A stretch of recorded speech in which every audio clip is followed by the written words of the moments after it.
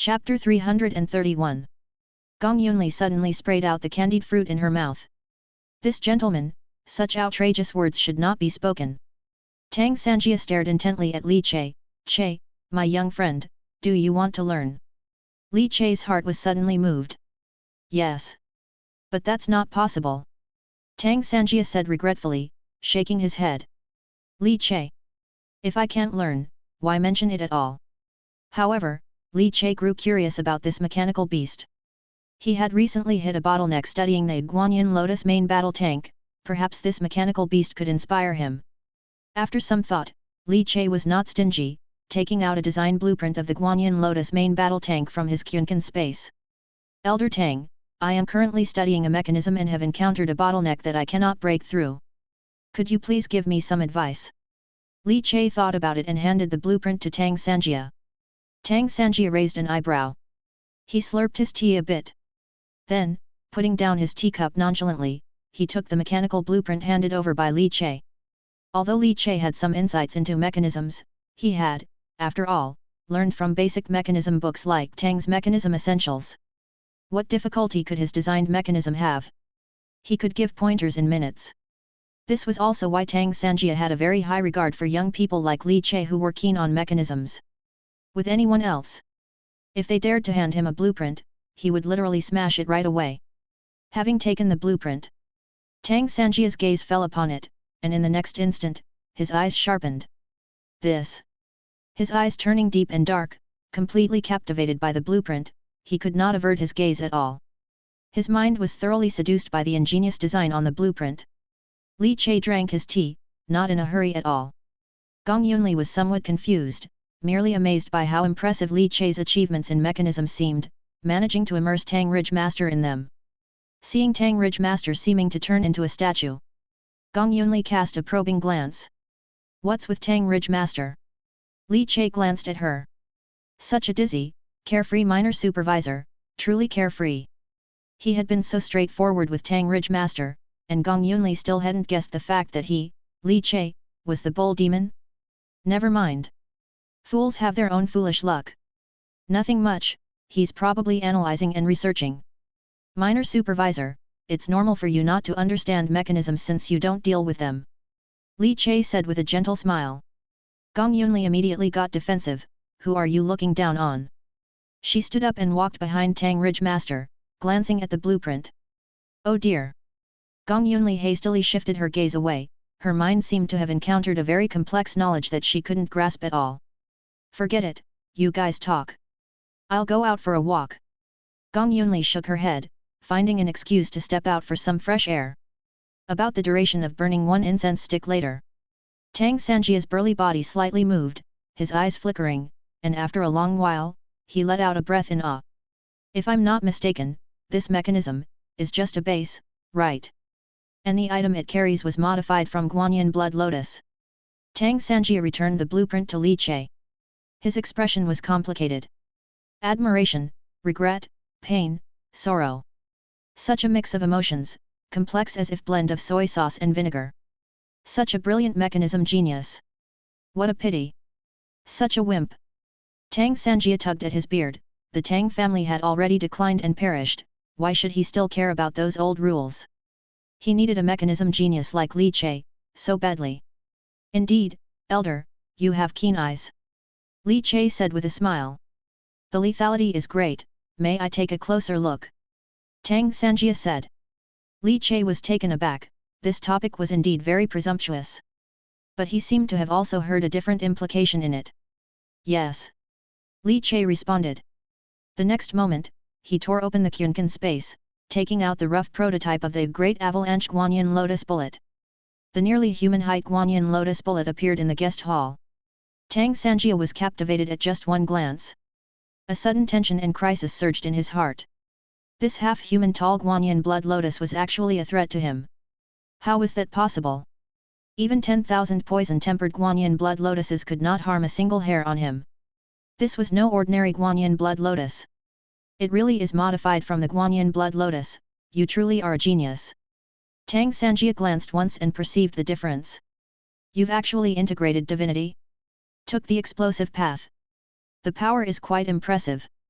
If it could threaten him, the power was definitely remarkable. Li Che put away the Guanyin lotus bullet, smiled, and clasped his hands. For now it's just a prototype, but once the final product is out, I can ask for your guidance, Elder. It's a promise. Tang Sanjia immediately agreed. What's given must be returned.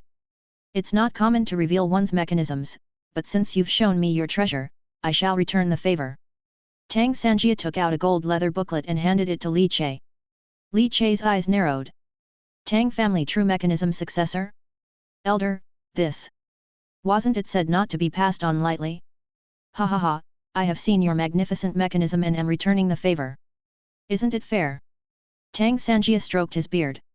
Li Che smiled, it's fair, thank you very much for the gift, Elder. Tang Sanjia shook his head, and his robust form suddenly seemed to diminish. There's nothing left to hide, the Tang family is no more. Better to pass this method to a talented youth than bury it with me. If it can help you perfect that mechanism, consider it my contribution to the way of mechanisms. Tang Sanjia laughed. Of course, the Tang family true mechanism includes records about mechanical beasts. If one day, you could make a mechanical beast. I have a favor, needing your help. Tang Sanjia became serious. Upon hearing this, Li Che did not immediately agree. Don't worry, it's just helping me to repair a mechanism. Repairing a mechanism? A thought passed through Li Che's mind, and he no longer hesitated, nodding his agreement. Then thank you very much for the gift, Elder. Tang Sanjia stroked his beard and burst into laughter, clearly in a great mood. Li Che, just take on the name of wood carving master of the divine carving ridge, and whatever you need in terms of spiritual wood, you can always come to me. In addition, for the mechanisms you're making, whatever spiritual wood you need, you can also come to me. I'll send our most senior woodcutter to guide you into the mountains to search for and cut down spiritual wood. I'm investing in you. Upon hearing this, Li Che was immensely surprised. Making mechanisms required a lot of spiritual wood. Good spiritual wood was superior to metal. It meant that his trip to the divine carving ridge had found him an angel investor. Tang Sanjia and Li Che hit it off immediately, genuinely fond of this young man who understood mechanisms, and he was intrigued by Li Che's mechanisms. He was generous with his investments. Owning the backing of the divine carving ridge, he was never lacking in spiritual wood. The lack was of mechanism masters like Li Che who could utilize spiritual wood. I heard, your daughter has apprenticed under Nan Luo, becoming a true successor of the Golden Light subsect. For her future cultivation requirements, I've covered everything. Whatever wood carvings she needs, just let her tell me. Tang Sanjia patted his chest and laughed heartily. Li Che was truly delighted, as this solved a large problem regarding his daughter's future resource allocation for cultivation. He was incredibly happy. Li Che and Tang Sanjia continued to discuss topics on mechanisms for a good while. Unfortunately, the immortal craft Dao fruit did not further progress in maturity. Clearly, old Tang's understanding of mechanisms was limited, having been thoroughly exploited by him. However, Li Che did not mind, holding the Tang family true mechanism succession and such advanced secrets to mechanisms. Advancing the immortal craft Dao fruit was no longer a problem. When Gong Yunli strolled back after a while, he saw the old and young calling each other brothers. Learning that Li Che had become the nominal wood carving master of the Divine Carving Ridge, also obtaining a 50% discount on purchasing spiritual wood from Divine Carving Ridge, and having the privilege to enter Divine Carving Ridge to cut wood at any time, Gong Yunli felt numb. He looked at Li Che, feeling that Li Che was radiating. Was this the legendary charm of a beautiful man? Li Che selected several types of 9 luminaries spiritual wood in Divine Carving Ridge.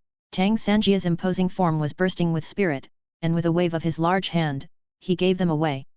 Until they returned to Golden Light Prefecture City by carriage. Gong Yunli was still somewhat numb.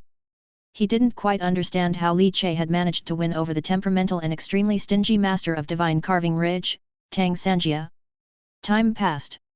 Before they knew it, 3 days had gone by. In the Golden Light Prefecture's falling flower alley, light snow fluttered down, layering thickly. On Li Che's figure in the courtyard, a layer of white feathery cloak settled. Since returning from Divine Carving Ridge, he had been deeply engrossed in studying the Tang family true mechanism. For 3 days, he was almost in seclusion. A gentle breeze blew by. Li Che's eyes fluctuated slightly. Slightly opening them. All the snow in the courtyard instantly evaporated, turning into countless steaming vapors, shrouding the entire yard.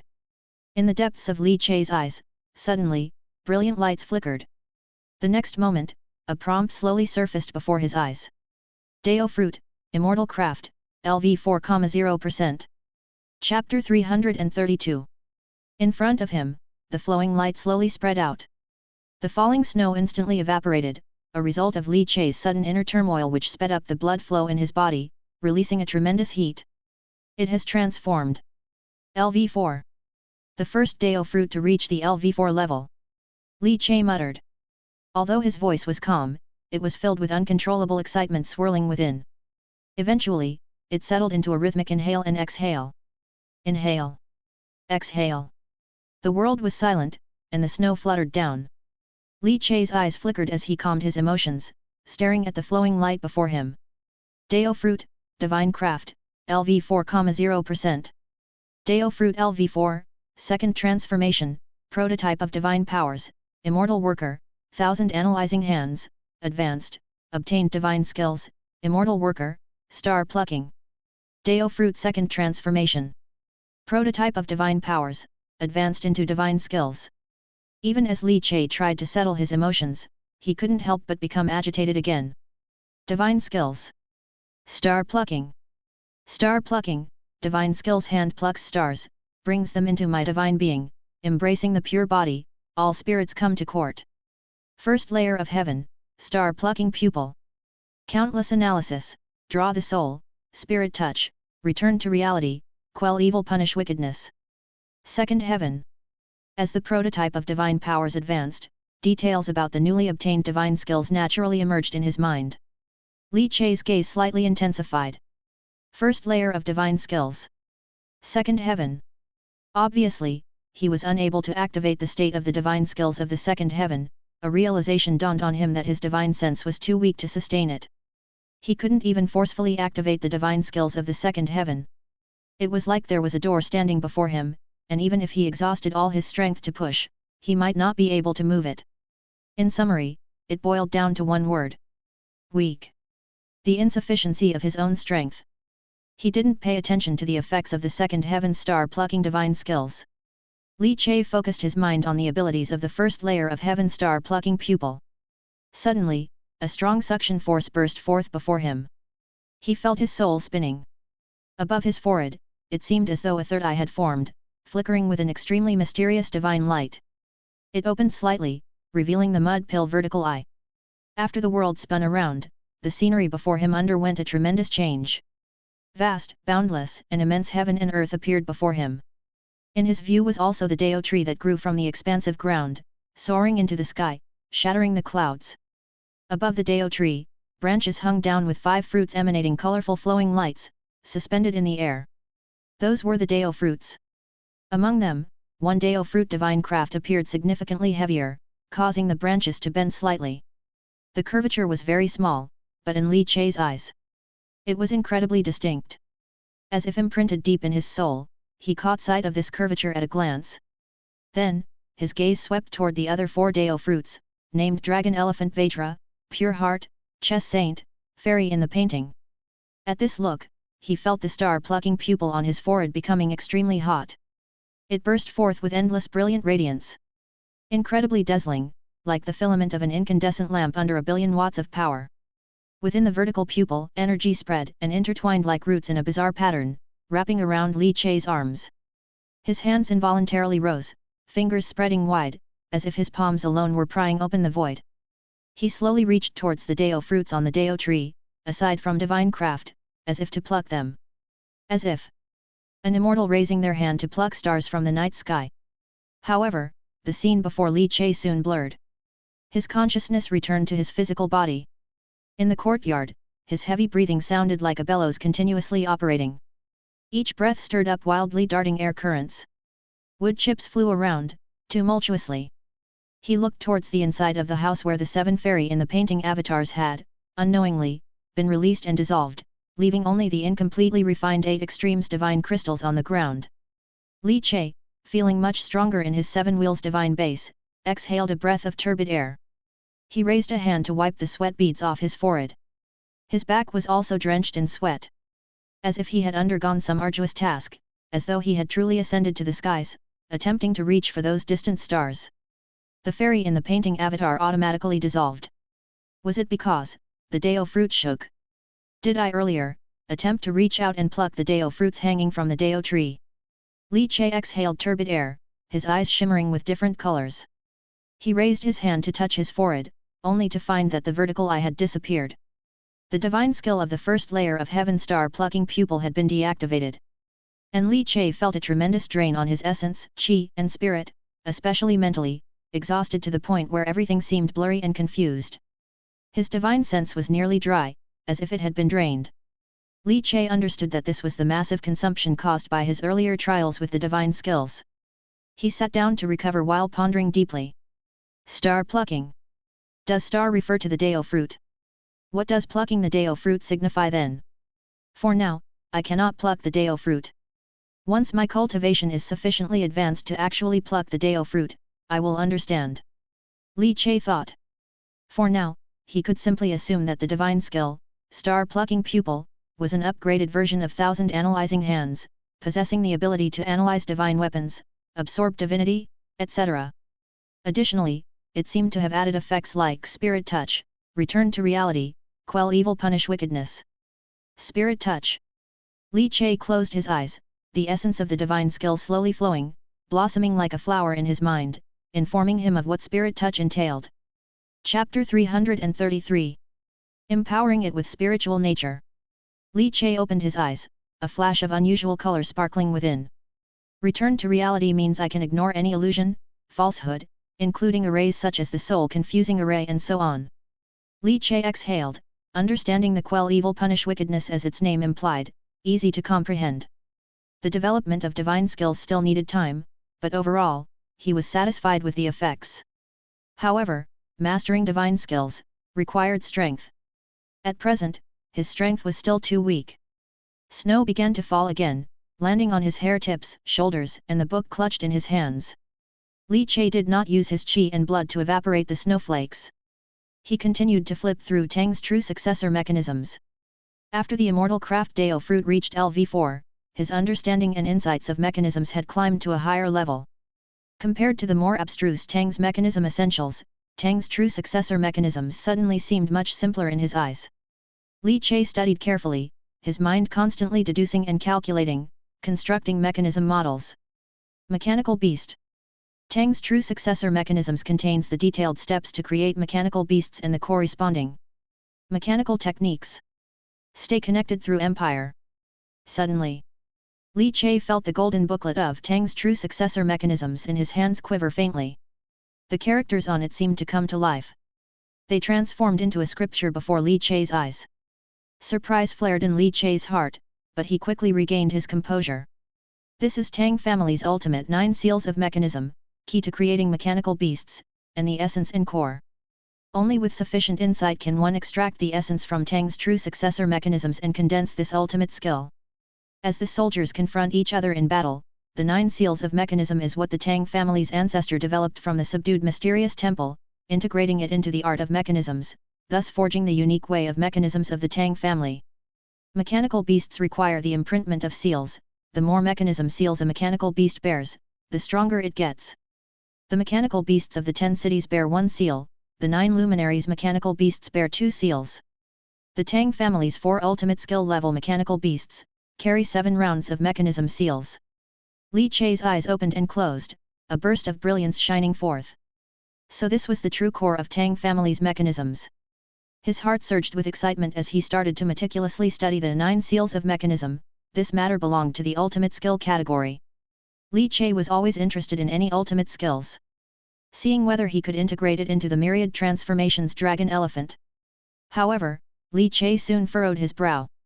The 9 seals of mechanism was clearly a notch above any other ultimate skills he had encountered so far. It was extremely difficult to comprehend. Yet, Li Che was quite patient. While recovering his essence, qi, and spirit, he studied the ultimate skill 9 seals of mechanism. 2 days later, in a small courtyard at Zhanglei Peak, XIXI, her hair in goat horn braids and clad in a big red cotton padded jacket, stuck her little head out and kept popping up beside Li Che. "Daddy, is it ready? Dad, have you finished making it? Xixi is getting impatient, hurry up, Daddy." Xixi chattered incessantly beside him, muttering under her breath. From afar, Gong Yangshu and Gong Yuanliang dared not come close, they were somewhat afraid of Xixi's daddy. They always felt there was a sharpness in Xixi's daddy's gaze that made them feel he might crush their heads at any moment. Big Head Liu Qi, on the other hand, was already used to it. Having endured a lot, his psychological resilience had quietly improved. Since Feilei City, Big Head Liu Qi had withstood Li Che's gaze. What was this small scene now? Liu Qi grunted as he practiced martial arts, snorting derisively at Gong Yangshu and Gong Yuanliang. Two little weaklings. Naturally, Li Che wasn't concerned with the thoughts between these three kids. He was engrossed in carving something. The carving knife danced in his hands, and the glowing spiritual wood shavings fell like snow. After the immortal craft Dao fruit advanced, Li Che's carving skills had almost reached a transformative realm, establishing his own unique style. Done. Li Che put away the carving knife and rubbed Xixi's little head that she had poked over. Daddy, where's the little crow you mentioned? What's this? It looks ugly. Xixi showed her teeth as she spoke. The little butterfly on her shoulder also fluttered its wings curiously. Gong Yangshu, Gong Yuanliang, and Big Head Liu Qi couldn't help but come closer, driven by curiosity. Li Che smiled, assembled the scattered parts on the ground, coupled with a mortise and tenon structure, not even using a single nail. Then, he exhaled, a powerful gust of air ejecting from his mouth. Suddenly, the assembled wood spirit crane was blown clear of many shavings, revealing the streamlined body of the mechanical beast. This is... Big Head Liu Kai's eyes narrowed. Mechanical beast? Is this a mechanical beast? A Tang clan mechanism beast? Could Uncle Li actually make a mechanical beast? Although it only had the appearance of a mechanical beast, this was already a very remarkable thing. Yet, what shocked Liu Qi even more happened shortly thereafter. As the three little ones exclaimed in amazement with wows, Li Che looked very pleased. He raised his palm, fingers curved like hooks deftly moving through the air. The next moment, a pass mechanism seal was delineated by Li Che using divinity and then embedded into the body of the mechanical beast. Li Che released his hand. Click, click, click, click. The wood spirit beast started to wobble, its spiritual wood wings flapping restlessly. It seemed to be familiarizing itself with its new body. Li Che sat quietly on the ground, a godly pattern faintly appearing on his forehead. Chapter 334. And then it transformed into a vertical pupil that flickered and vanished in an instant. Divine skills. Star-plucking pupil. Spirit touch. A stream of light burst forth from the vertical pupil and merged into the wood spirit crane, slowly integrating with the core of the wood spirit crane where the mechanism seal with the character move was engraved. In a flash, the previously foolishly flapping wood spirit crane suddenly became nimble and lithe. It hopped playfully in the courtyard and even approached Xixi, rubbing against Xixi's cheeks. Giggle giggle, wow! Daddy is amazing! This big birdie is so much fun! The butterfly on Xixi's shoulder also flapped its wings, provocatively staring down the wood spirit crane. With a proud tilt of its neck, Xixi landed on its back, and then it began to flap its wings. To Xixi's delight, it soared into the air with her, gliding and speeding through the small courtyard. Xixi was extremely happy, her little face flushed with excitement. This big crane was much more fun than the twist car. Daddy, I'm flying high. The sound of Xixi's laughter, along with a series of bell-like giggles, kept echoing in the sky. The playful Emperor Xixi was overjoyed to death. Li Che watched Xixi's radiant laughter, patted the wood shavings off his dark garment, and stood up with his hands behind his back. His eyes were gentle, a smile lingering on his lips. 9 seals of mechanism, entry level. Mastering one seal was considered the beginning. This mechanism Zhu Shui was extremely difficult, it had taken Li Che 3 days to barely master the first seal, and the difficulty increased with each additional seal mastered. He felt that the rank of the 9 seals of mechanism might even surpass that of the Zhu Shui. A drone, good with airstrike bombings. Li Che smiled, quite satisfied with the wood spirit crane. Moreover, the mechanical beast he created had more spirituality. Because it was infused with the spirit touch light from his divine skill, star-plucking pupil, it was vivid and highly intelligent. Just like a real spirit crane. Envy flickered in the sparkling eyes of Gong Yangshiu and Gong Yuanliang standing beside him. Xi's daddy was amazing. The wooden bird he made could actually fly. Unlike their daddies, who only knew how to frequent brothels and listen to songs. The shock in Liu Qi was the greatest. Understanding what Li Che's ability meant, it meant that Li Che had mastered the core of the Tang clan's mechanism technique. He could not only create the appearance of a mechanical beast but also endow the mechanical beast with abilities. Suddenly, Liu Qi felt a chill down his spine. Because he realized that Li Che was looking at him with a half-smiling expression, that gaze gave him a hair-raising sense of horror. Liu Qi felt that his shocked reaction was a bit out of character for a child of his age. It seemed more appropriate to envy the likes of Gong Yangshiu and Gong Yuanliang, who thought their own fathers were worthless in comparison. Li Che withdrew his gaze from Liu Qi. Liu Qi. His identity seemed somewhat extraordinary. But Qi didn't pursue the matter too deeply. Even Liu Kai's master, Li Qingshan, hadn't inquired into it, so why should he care? Considering Liu Kai's behavior up to now, as long as Liu Qi didn't think about hurting Xixi, Li Che wouldn't bother trying out the feeling of tossing a big head. He clapped his hands together. The wood spirit crane immediately flew down, and Xixi hugged it tightly.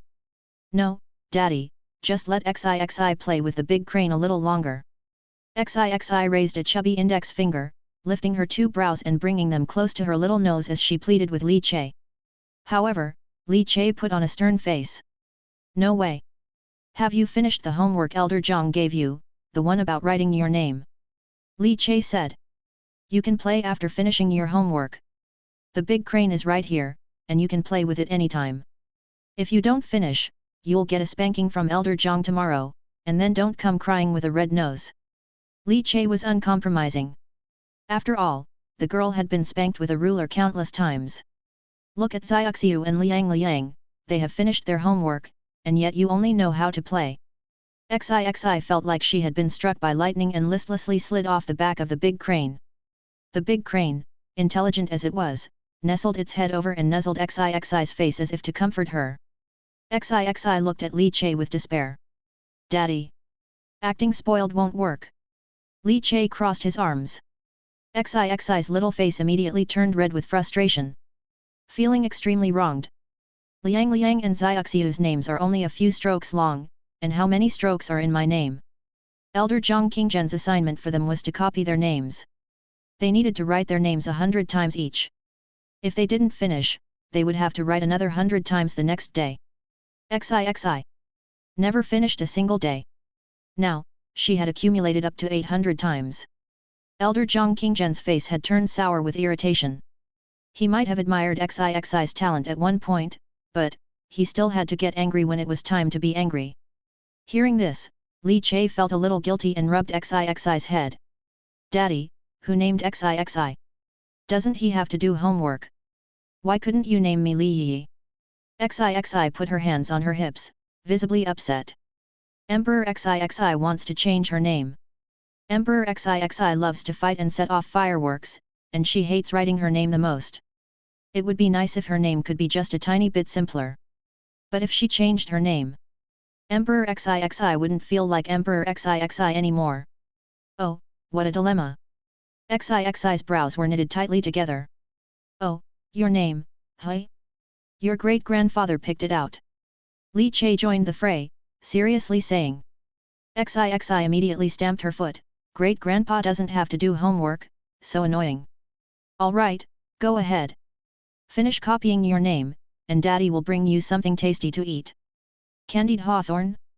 Sweet and sour pork ribs? Braised pork? Xixi wants them all. Xixi's eyes lit up. Li Che rubbed her head. All right, then off you go. Even though there was the motivation of delicious food to bolster her. Chapter 335. But Xixi still walked heavily toward the study. Inside the study, Li Che had prepared desks with brushes, ink, paper and inkstones arranged on them. The wood spirit crane and a little butterfly watched as Xixi did her homework.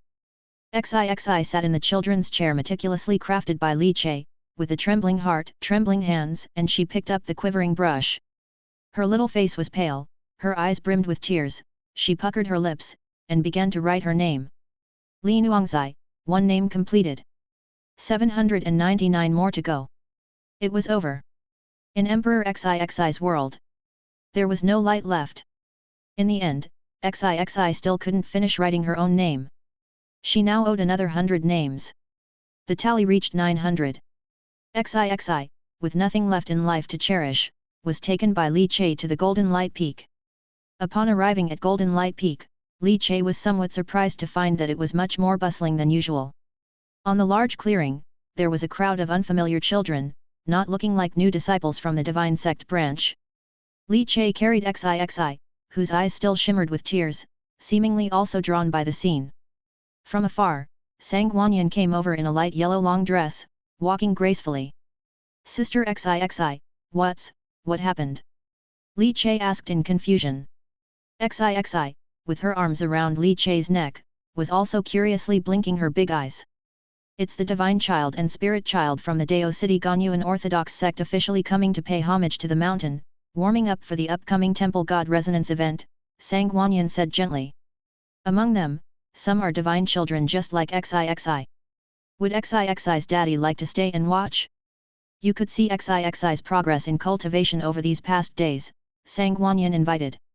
Li Che was tempted, but he still shook his head. I have things to take care of at the Kintian Observatory today. The chief supervisor has arranged for woodcarving masters to visit the Fire Eye Mystical Awe Spirit Monkey mysterious temple to observe the temple god. Li Che had long been looking forward to the chance to see a new mysterious temple. Naturally, he didn't want to miss it. Moreover, if he wished to watch the competition, he never needed to be up close. He had left a thunder chess piece on Xixi, allowing him to observe her condition at all times. Upon hearing this, Sang Wanyan didn't insist further. She knew well that for a wood-carving master, observing a temple god in a mysterious temple was extremely important. Such opportunities were very rare. The challenge and comparison among the divine children of Dao City were merely leisure activities, not as significant as the temple god resonance. Sang Wanyan took Xixi into her arms and wiped away her tears with a silk handkerchief she carried. What's wrong, Xixi? Why the tears? Sang Wanyan asked softly. Sister Yin Yin, please save Xixi. Xixi immediately clung to Sang Wanyan, crying her eyes out. Xixi's name is too hard to write. Sang Wanyan. Ah, poor Xixi. This, even your sister is powerless to help. Falling Flower Alley. Within the courtyard. Who? Accompanied by a long breath, like a whale gulping and spouting, the slow breath stirred the air current, causing snow and wood shavings to flutter. Li Che's body steamed with sweat, the scorching temperature raising the air temperature in the yard considerably. He stood still, his fingers curved like hooks, and he suddenly grabbed outwards with a burst of air, as if a Jiaolong dragon roared and bellowed.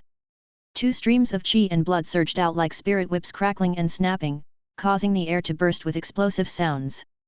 8 flood dragons overturning the rivers, the second qi and blood Jiaolong condensed. With 3 qi and blood Jiaolong, it will be major accomplishment. It's close. Li Che suddenly changed his moves again, countless arcs of lightning darting and leaping, turning him into a myriad of lightning flashes within the courtyard. Inferior absolute learning, the pale thunder body, is now completely accomplished. Green thunder true form. With major accomplishment, one manifests the true form, at the level of a master one manifests the true intent of ultimate skills, and reaching the transformation realm manifests the true intent domain. This is the progression of cultivation for a Grand Master's ultimate study. Once the true form is complete, the pale thunder body forms an interwoven vest of thunder around Li Che's body, significantly enhancing his speed, strength, and explosive power. Li Che dissipated the pale thunder body, his index finger and middle finger coming together, pointing sharply, and instantly, the courtyard was filled with raging sword qi clanging and swirling. Top-notch skills Liu Xian sword scripture. Minor accomplishment. Li Che was organizing his own martial arts. The dragon elephant Vajra Dao fruit throbbed, elevating his martial arts talent and blending his understanding with nature. After practicing for a while, Li Che's body suddenly shot up in height, as if every inch of his muscles was vibrating, and every cell was emitting a roaring sound. Myriad transformations dragon elephant. Self-created ultimate technique, stepping into minor accomplishment. Behind Li Che, it seemed as though the phantom images of dragons and elephants appeared. The power of 5 dragons and 5 elephants. Arms like elephant trunks and tails of dragons swept down, smashing into the courtyard's air, creating a huge dent as a wild and fierce gust of wind whistled and surged violently. Li Che slowly finished his practice, his face revealing a hint of a smile. Not bad. I've reached the mid-stage Grandmaster level. Li Che felt the greatly strengthened vital energy in his furnace, in an extremely good mood. In the realm of Grandmasters, what is cultivated are top-notch skills, and as the skills improve, one's own cultivation naturally progresses. And Li Che's Grandmaster level of cultivation was tied to his self-created absolute technique, Myriad Transformations Dragon Elephant. Having stepped into minor accomplishment, he had also officially entered the mid-stage of being a Grandmaster. After a simple wash and tidy up, Li Che changed into a clean dark robe. Since separating out 7 liver-nourishing fairy in the painting clones and 1 to develop the Guanyin Lotus main battle tank and the mechanisms, Li Che put on his fight hat and headed towards the direction of Kintian Observatory Treasure Building. Today, he was going to the mysterious temple that the chief supervisor has been expecting, the one he had been looking forward to for so long, the Fire Eye Mystical Awe Spirit Monkey. He finally had the chance to touch a new temple god. This observation of the temple god had been postponed for several days. Li Che had been looking forward to it for a long time. Arriving at the Kintian Observatory Treasure Building, one after another, carriages from Kintian Observatory were waiting outside.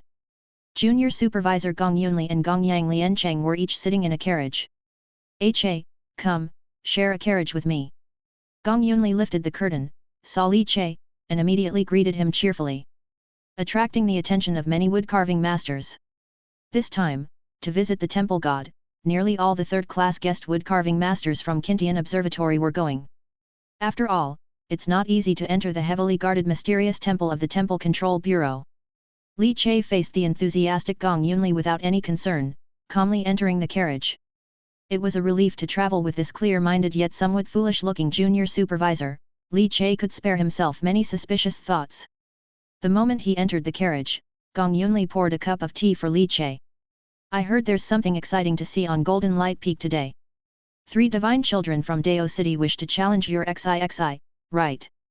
Gong Yunli's beautiful, fair cheeks, lightly touched with makeup, were flushed with the curiosity of one eager for gossip. Li Che corrected with a smile, they're challenging XIXI.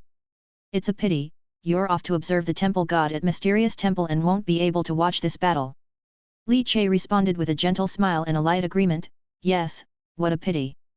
As his mind stirred within the heaven and earth chessboard, the thunder chess piece that resided in XIXI's body vibrated.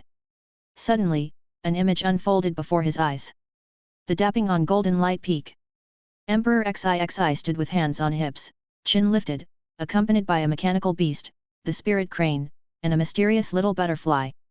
Standing tall in the howling wind, bravely facing the challenge from the divine children of Dao City. Emperor XIXI has never been afraid of fighting or battling. Except for writing her own name. Writing her name, that was Emperor XIXI's fatal weakness. Just as Li Che was about to enjoy the spectacle with relish, suddenly, on the chessboard, a divine chess piece shattered with a snap, bursting into divine mist. Li Che paused, his eyes undergoing a subtle change. This was not the signal of a family member in danger. But rather, it was the divine chess piece he had given Nan Luo for communication. If it was time to take action, the piece would be crushed as proof. Nan Luo had spent a substantial price to hire Ox Demon and Horseface to join in the assassination of the divine archer Su Huai's associate Wen Longshan. Now, Nan Luo had crushed that chess piece. It seemed the time for action had arrived. All this time, with no word from Nan Luo, Li Che had thought he had forgotten. The down payment of 48 extremes divine crystals given by Nan Luo had already been used up by him, Li Che. Inside the carriage, Li Che's consciousness exited the heaven and earth chessboard, his eyes flickered as he gently picked up the teacup, sipping the tea, the corner of his mouth lifted in a cold arc. Thinking of that divine archer who had taken several covered shots at him, a surge of murderous intent rolled within him. Divine archer Wen Longshan. Your time to die has come. Chapter 336. Nan Luo crushed the white chess piece left to him by the bull demon. It signified that the action was about to begin. Li Che sat in the carriage, jolting forward, an Imperial Astronomical Observatory carriage, noticeably less comfortable than the last ride he took to Divine Carving Ridge in the Gong family's carriage. gazing at the constantly passing scenery outside the window. Li Chai's eyebrows slightly raised. Killing Wang Kuyu was no easy task, seeing that Wang Kuyu's cultivation was extraordinarily strong. Add to that a divine archery art nearing the transformation realm, his difficulty level was not weaker than any cultivator at the Yuanxiang realm. Thus, since Nan Luo planned to act, he certainly needed to have at least an 80% confidence in killing Wang Kuyu before he made his move. Li Chai leaned on the soft cushion of the carriage, his fingers lightly tapping on the table. Then, the corners of his lips curled into a slight, lifted arc. If the sect master was confident, then this Wang Kuyu naturally had to be killed. Across from Li Chai, Gong Yunli was eating candied fruit, casually chatting with Li Chai. Chai, I am quite curious, how exactly did you impress Tang Ridge Master? Was it really by talent? Gong Yunli propped up her smooth chin with one hand while letting her chest rest on the table for comfort, and asked curiously. She still hadn't guessed that Li Chai was the bull demon. Her clear eyes betrayed her foolishness. Li Chai's mouth twitched. After responding casually to Gong Yunli for a few sentences, Li Chai found an excuse saying he needed to get out of the carriage for some air. Gong Yunli, hearing this, did not refuse. The Fire Eye Mystical Awe Spirit Monkey Mysterious Temple was not far from Golden Light Prefecture City. Located in the area of Heart Monkey Temple, it was roughly only half an hour's ride.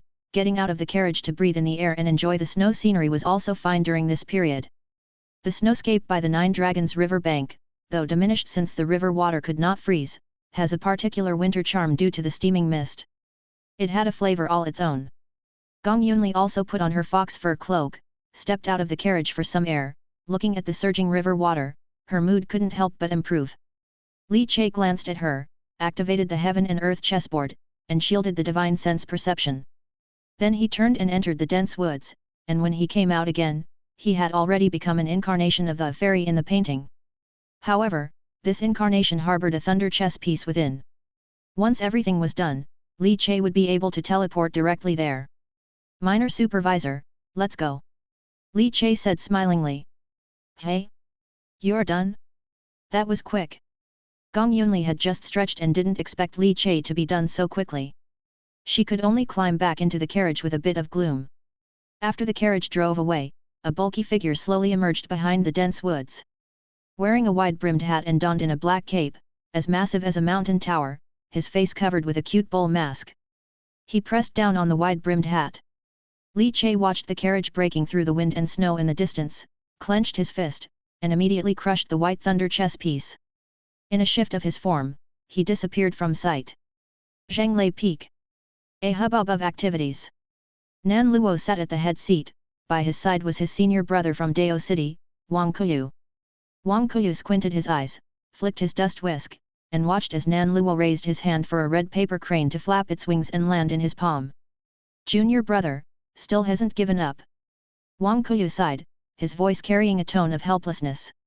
The most up-to-date novels are published on Fruit Noello. Nan Luo glanced at the Taoist. Senior brother, with what you just said, do you think I could give up? Wang Kuyu turned his head to look toward the grand platform in front of the Divine Palace. I brought the prodigies of Dao City to compete with that genius from your Golden Light sub-sect who is ranked on the Dao City Prodigy leaderboard before the Temple God Resonance. Are you planning to drop the responsibility again? Nan Luo, with his white hair fluttering, chuckled, it's rare for senior brother to come. It's been a long time since you last looked after things for me. Shouldn't I trouble you properly, senior brother? Wang Kuyu stretched out his hand and tapped Nan Luo, his face completely expressing his resignation. You rascal, still as cunning as ever, enjoying setting up your senior brother. Didn't senior brother often cover for me back in the days?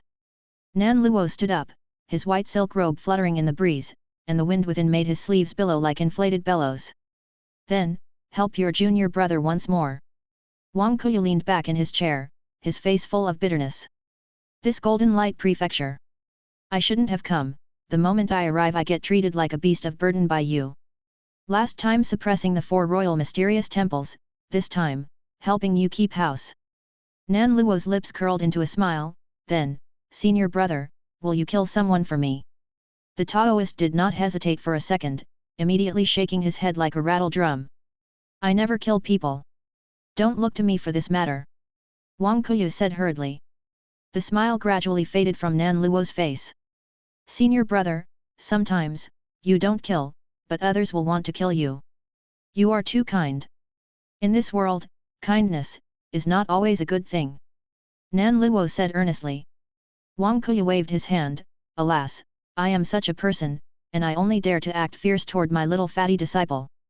Just be careful, junior brother. I just came to see you, fearing that if wait too many years, I won't be able to see you anymore. Nan Luo smiled warmly. Without saying much, his gaze turned toward the grand golden light peak square. Watching those divine sect spirit children, divine children. Watching that direct disciple XIXI, hands on hips, proudly protruding her little belly. His eyes flashed a touch of softness.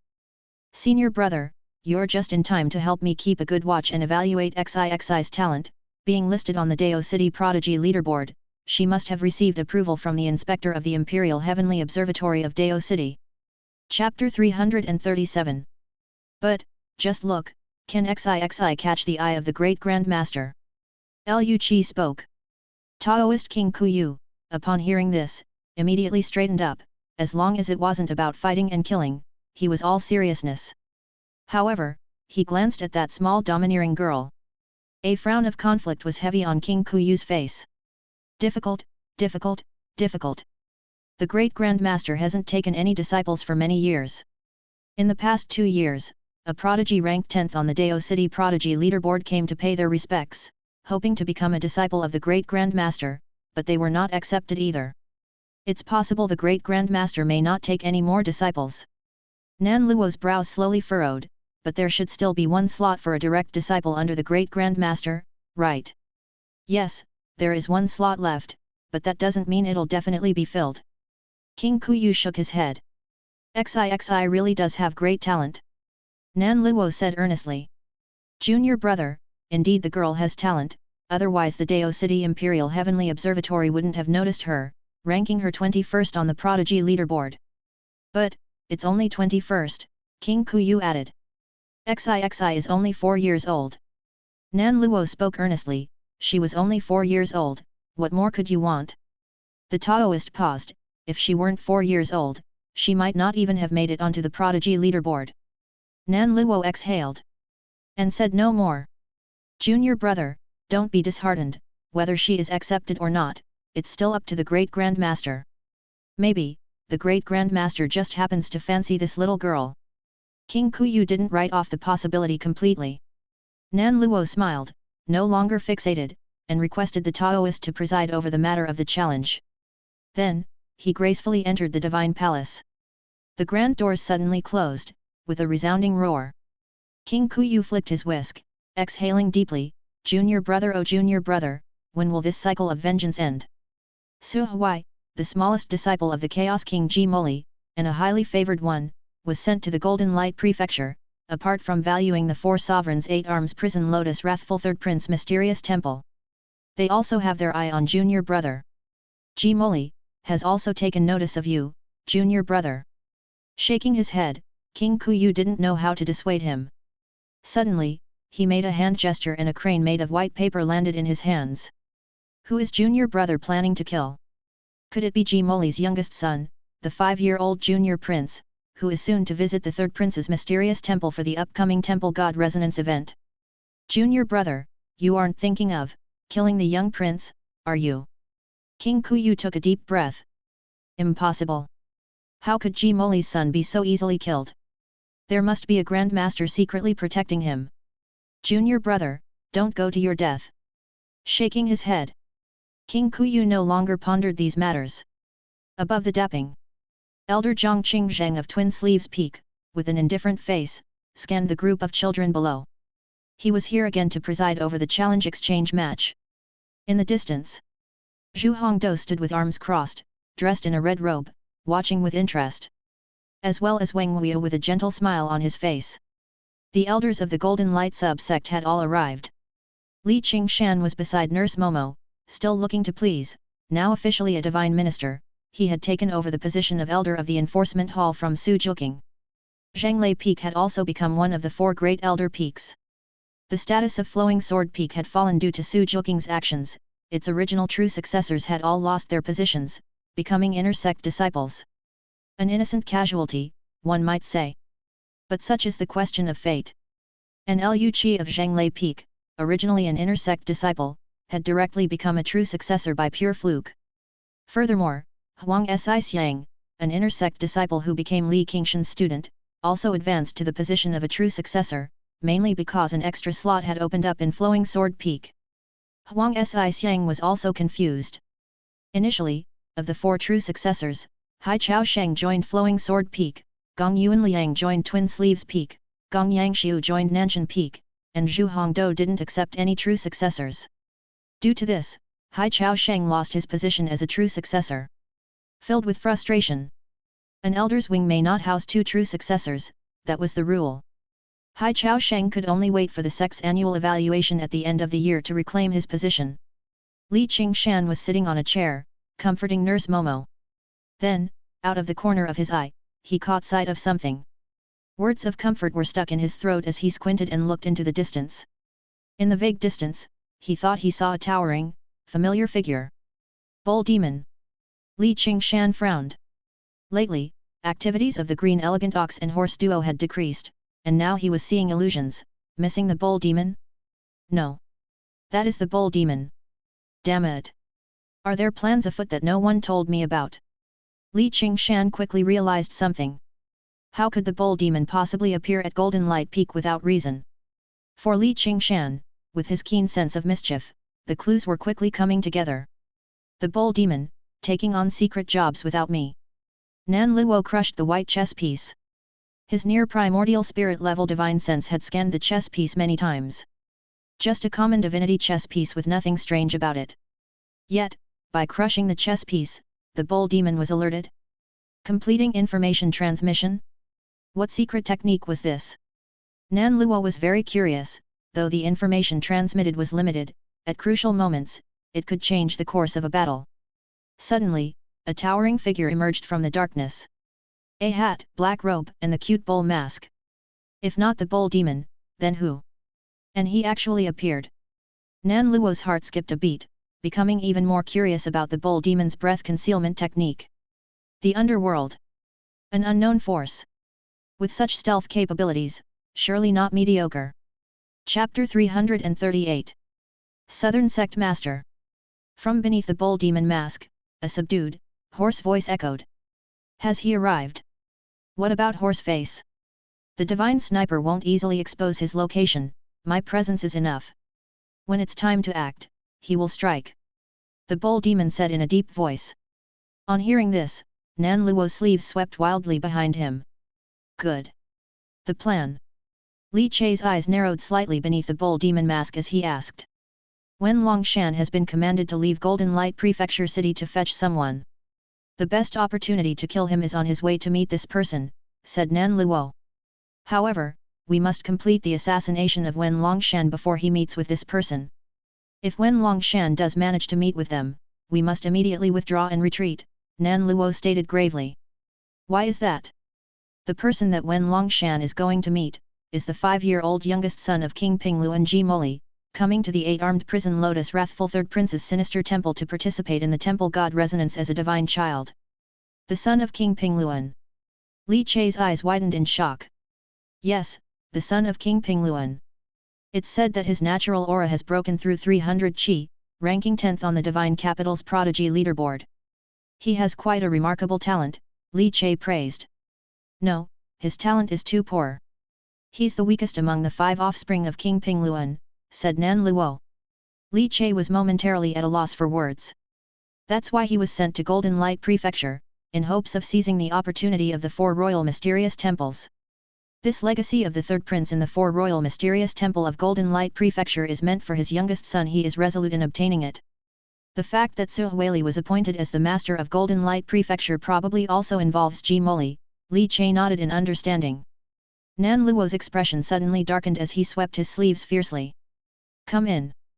The window suddenly opened, and a powerful suction force burst forth, pulling Li Qingshan, who had been eavesdropping outside the window, inside. Having his identity revealed, Li Qingshan didn't mind, he just chuckled gleefully. Sect Master, how can you go kill someone without including me, Li Qingshan? Killing Wen Longshan, hey? That cur tried to assassinate me during my breakthrough. I, Li Qingshan, always repay my debts. This time, count me in. You can't leave me out of this. The ramhorn hammer in Li Qingshan's sleeve had already slipped into his grasp, and the arcs of lightning were crackling. Nan Luo sighed, somewhat helpless. Very well. After his breakthrough to Divine Minister, Li Qingshan was indeed not weak. Just make sure you don't slow us down when we need to escape, said Nan Luo. Li Qingshan's face instantly flushed red. His weak point was his agility, there wasn't much he could do about it. That old coot Nan Luo, embarrassing me like this. Nan Luo chuckled, then shook 2 pieces of mysterious yellow paper inscribed with cinnabar godly patterns from his sleeves and tossed them to Li Qingshan. These are earth travel escape charms. 1 charm can carry you 40 li underground, he explained. Use it to escape. Then, Nan Luo took one for the bull demon as well. Li Che accepted it without refusal. The instant he touched the charm, the mud pill at his brow grew slightly warm, and his divine skills star-plucking pupil emitted a fierce heat. Immediately after, Li Che perfectly grasped the technique to create such charms in his mind. Moreover, he realized that if he wished, he could use the fairy in the painting Dao fruit, with Immaculate Heart Divinity as paper, to draw charms himself. Could this also work? Li Che smiled inwardly. He would have the opportunity to study it further. He remembered how Shang Guan Qinghong enhanced the power of the military crossbow using divine talismans. If he mastered the divine talismans, it might greatly enhance his wood-carving path and solve some problems and difficulties. Let's depart, said Nan Luo, glancing at the bull demon. He then flared his broad sleeves, and a white fox mask covered his face, making him appear like an ethereal white fox amid the snow. Activating the Earth Escape Talisman directly, Nan Luo turned into a yellow streak of light and merged into the ground, fleeing swiftly towards the outskirts of Golden Light Peak. Li Qingshan glanced at Li Che, chuckled, and put on a cat face mask, also activating an Earth Escape Talisman. These Earth Escape Talismans were not cheap. Nan Luo was really splurging to assassinate Wen Longshan. Watching the two as they disappeared into the ground, Li Che also tested the might of the Earth Escape Talisman. A sense of dragging came over him, and it felt as though he was wrapped in a circle of divine power of earthy yellow color, racing through the soil at high speed. The speed was not bad, like driving a fast car on a highway. For Li Che, it could be considered convenient. Above Golden Light Peak, the 3 divine children from Dao City were 2 boys and 1 girl. One of them was the always-eating little fatty who followed around Nan Luo's senior brother, Taoist King Kuyu. The other 2, also from the Ganyuan Orthodox sect, were both 7-year-olds, a boy and a girl. All 3 divine children had a natural aura of over 100 qi. This was the foundation of the Ganyuan Orthodox sect. Hai Chao Sheng stood among the ranks of the true successor spirit children from the Golden Light sub-sect. Even though he was stripped of his status as a true successor, Zhang Qingzheng still let him attend this exchange event. It was a friendly gathering between the spirit children of the Orthodox sect from Dao City and those from the sub-sects.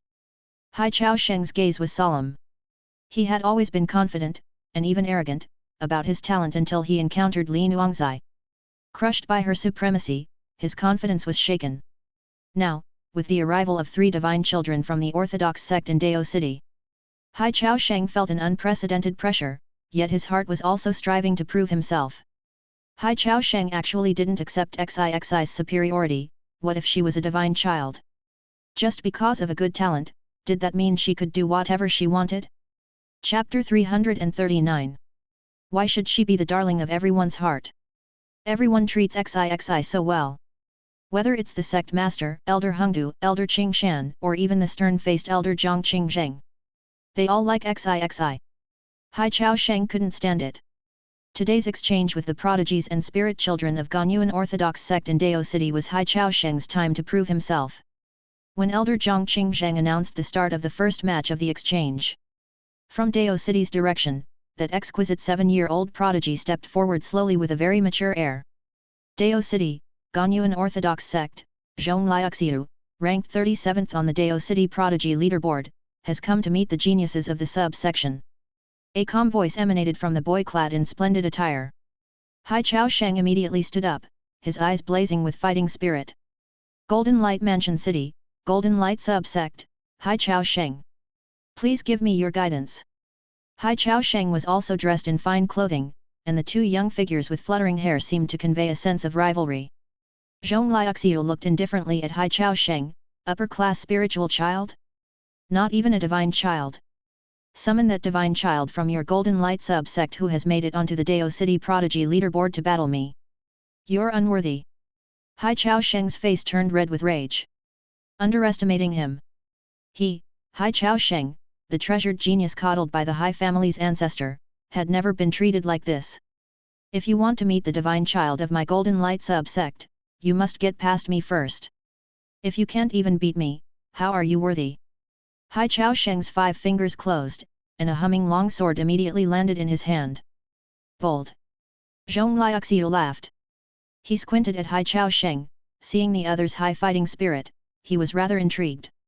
He simply rolled up his sleeves, barehanded, facing Hai Chao Sheng, who was brandishing a sword. From afar, Xixi, who had originally planned to rush out and fight, was held back by Gong Yangshu and Gong Yuan Liang. At this moment, Xixi was sitting atop a mechanical crane, listening to Hai Chao Sheng speak so eloquently, she couldn't help but nod continuously.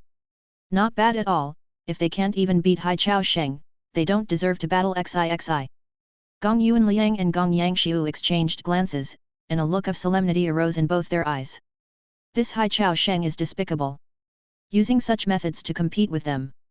For favor. Detestable. What a petty person. Gong Yuan Liang was even more frustrated, stamping his feet in regret. He shouldn't have held back Xixi, he should have been the first to rush forward disregarding all dangers. Such domineering words should have been spoken by him, Gong Yuan Liang, first. On the other hand, Gong Yangshu scratched his head. They were all so eloquent. Unlike him, he could only follow behind Xixi, praising her simply and straightforwardly. On the field, the emotions of the children were ever-changing and incomprehensible. But undoubtedly, the two clashing on the dapping were the most eye-catching. The prodigy from Dao City and Hai Chao Sheng, the talented spiritual child from Golden Light Prefecture. The talent of a divine child was unquestionably higher than that of a spiritual child. But could a spiritual child of the same age defeat a divine child? This made many people curious.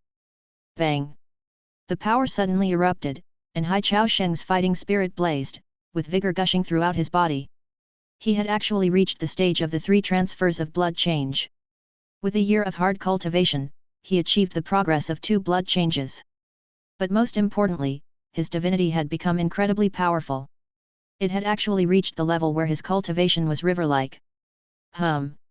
Sword light cascaded down, and instantly, the sound of metal clashing emerged over the dapping. An ultimate study was exhibited by Hai Chao Sheng, precisely the true intent ultimate study of flowing sword peak. The Lu Xian sword scripture. Minor accomplishment in the Lu Xian sword scripture. This was Hai Chao Sheng's confidence. He seemed born to wield the sword. Humming. The sound of the sword's hum exploded above the dapping, as its splendid light seemed to shatter all the snowflakes. Hai Chao Sheng kept swinging his sword forward, blocking all of Zhong Liaoxiu's space to dodge. Forcing Zhong Liaoxiu to take his strike. Zhong Liaoxiu narrowed his eyes, smiled faintly, and took a sudden step forward. Blood surged up his arms, intertwining into 2 roaring blood-colored tigers. A major accomplishment in a boxing ultimate study. Major accomplishment? Hai Chao Sheng's eyes tightened, yet he did not give up, sweeping his sword fiercely. Zhong Liaoxiu laughed heartily, his fists continuously pushing out, blasting the brilliant sword light into fragments. Hai Chao Sheng felt his sword couldn't penetrate within 5 meters of Zhong Liaoxiu's body. His expression turned ugly. But he clenched his teeth and did not give up. Clang! Zhong Liaoxiu's spine vibrated as if a jiao long roared. In an instant, his speed accelerated and he fiercely pressed down with a punch. Hai Chao Sheng's face changed color, and he could only defend with his sword. Zhong Liaoxiu's punch heavily hammered on the divine weapon sword artifact that Hai Chao Sheng was using to guard his chest. This 9 luminaries divine weapon was directly bent by the punch, hitting Hai Chao Sheng's chest. All Hai Chao Sheng heard was the sound of his chest bones breaking, the intense pain, and the force of the punch entering his body, made him taste blood in his mouth and nose. He staggered backward repeatedly. He wanted to swing his sword, but he could no longer swing his sword. The blood-colored tigers flowing from Zhong Liaoxiu's fists kept smashing out, like two splendid tigers pouncing continuously. After one pounce, the second followed fiercely. Chest, head, shoulders.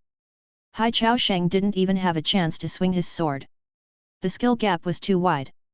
Spitting blood repeatedly, Hai Chao Sheng was smashed back again and again, unable to catch his breath. Zhong Liuxiu became more and more excited as he hammered, even letting out a piercing scream of thrill. Thud. His fists crossed, smashing down simultaneously. Hai Chao Sheng's figure was abruptly flung sideways. Chapter 340. She smashed hard onto the ground, trailing a long, narrow streak of blood across the dapping surface. Zhong Liuxiu's fists surged with tiger-headed mists of blood, like blazing red flames, ceaselessly billowing. An upper-class spiritual child is just an upper-class spiritual child after all, nothing more. Zhong Liuxiu said indifferently. How boring. His gaze lifted, settling on Xixi, who sat on the back of the mechanical crane, slowly raising his fist. You. However, just as Zhong Liuxiu was about to speak, his words abruptly came to a halt. His gaze fixed on Hai Chao Sheng, who was swaying, using his sword to stand up.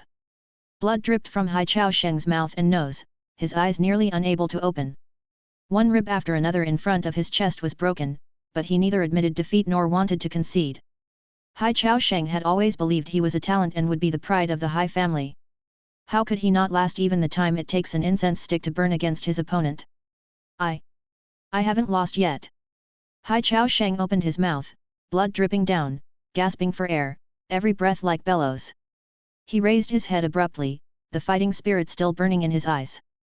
As the fighting spirit blazed, large tears rolled down from Hai Chao Sheng's swollen eyes, plip-plop, splashing onto the ground, shattering into sparkling fragments. In everyone's eyes, there was only Xixi. But he, Hai Chao Sheng, had once been brilliant too. He was not reconciled. Even if he couldn't win, he couldn't afford to lose so miserably. Xixi, sitting on the mechanical crane's back, stared with wide eyes, her lips pursed, as if deep in thought. Zhong Liuxiu, however, watched Hai Chao Sheng in astonishment before bursting into a scornful laugh. Such a meaningless persistence, what are you crying for? If crying was useful, what would be the use of talent? Crying that moves only yourself is utterly pointless. Zhong Liuxiu roared. Boom. He stomped down, fists raised, the tiger-headed mists roared. He charged ferociously at Hai Chao Sheng. At that moment, Hai Chao Sheng could barely stand, let alone fight back. What did he have to fight back with? Kneel down. Hai Chao Sheng tried to lift his sword, stubborn and unyielding. But he had no strength left. Merely holding his sword expended all his energy. He could only glare, waiting for Zhong Liuxiu's fist to send him flying. Boom. A muffled sound. A small figure suddenly appeared in front of Hai Chao Sheng. The tiger-headed fists that Zhong Liuxiu had smashed down were actually grasped by that small figure. Xixi's hair flew about, her large eyes bright and twinkling. Zhong Liuxiu looked down at the little one a head shorter than him, who, with sheer physical strength, had caught and halted his fists. His pupils contracted slightly. You! Xixi shouted, a surge of vital blood suddenly erupting from her tiny 4-year-old body. Zhong Liuxiu only felt a tremendous force rushing at him, his fists that were held were flung out sideways. His whole body spun a half-arc in the air, crashing hard onto the ground. Xixi clapped her hands, speaking in her babyish voice. This Hai Chao Sheng speaks so nicely. Emperor Xixi will protect him from now on. After Xixi spoke, she stepped forward, the blood tide within her body surging, issuing a dull roar. 5 consecutive waves of thunderous noise exploded. Blood exchange level 5. Zhong Liuxiu's eyelid twitched. Blood exchange level 5. This is. At 4 years old. Hai Chao Sheng's eyes were misty with tears, his hand trembling as he held his sword. Looking at the small figure standing in front of him. Listening to that full and resonant, babyish voice echoing across dapping. An unprecedented sense of security rose from the bottom of his heart. It seemed. His vision was blurring. Chapter 341. Snowflakes drifted slowly from the sky. The surging qi and blood, heated intensely, were torn apart and suddenly exploded. Xixi stood still, her small body bursting with overwhelming qi and blood. Blood Exchange. Level 5. At 4 years old, she was in the Blood Exchange realm, and had reached the 5th level of Blood Exchange. At this moment, atop Golden Light Peak's grand platform, many faces changed color, filled with shock, gasps of cold air, and expressions of astonishment that did not cease. 4 years old, and she achieved Blood Exchange level 5? How was she trained? Is her martial talent that high? That's too exaggerated. Even in Dao City, unless it's that individual with the innate great grandmaster martial body, who could reach the Blood Exchange realm at 4. Exaggerated. Only the word monster can describe her. Above on the high platform, Taoist King Kuyu paused in stroking his beard, his eyes inevitably revealing a trace of astonishment. This talent, truly is freakishly startling. No wonder my fellow brother holds her in such high regard, reaching such martial cultivation at 4 is indeed rare. Kuyu's eyes narrowed. Perhaps, this girl truly might have the chance to be taken under the wing of the Orthodox Master of Ganyuan Orthodox sect? To become the last closed-door disciple of the Orthodox Master? After all, the Master of the authentic divine sect of Ganyuan is a truly formidable cultivator standing at the pinnacle of Great Vista, worthy of being called a great god. So many people were desperate to become disciples under him. Especially since the Orthodox Lord announced he would only take one last disciple in this lifetime, which shook the Lingnan circuit and the surrounding circuits. The influence of a divine sect authentic master is indeed remarkable. But still, it's hard. Taoist King Kuyu imperceptibly shook his head. Being in the Blood Exchange realm at 4 is impressive, but there are far too many divine children who could compete with her. The favored juniors of thousand-year-old families from Dao City, sons of vassal kings, those with imperial clan bloodline, naturally talented children, reincarnated divine children. Moreover, the Orthodox Master is in seclusion. He claimed he would not emerge for 4 more years. In 4 years' time, XIXI would be 8. Some children might be precocious, growing faster than normal at the start. But gradually, their pace might slow down, or they might even fade into mediocrity. For XIXI, the chances are too uncertain before she turns 8. And the Golden Light sub-sect simply can't match the resources of those divine children from Dao City or even divine capital. Taoist King Kuyu sighed deeply. Nan Luo hoped to provide a better future and a better home for this favorite and promising junior disciple in his later years of life. As her senior brother, I can only do my utmost to help you one last time. Zhong Liuxiu's fists, enveloped in scarlet blood mist, slowly rose. Getting flung by a 4-year-old was indeed a blow to his pride. But it was not a big issue. He just needed to win back with an even more dominant posture. Blood Exchange level 5? He was 2.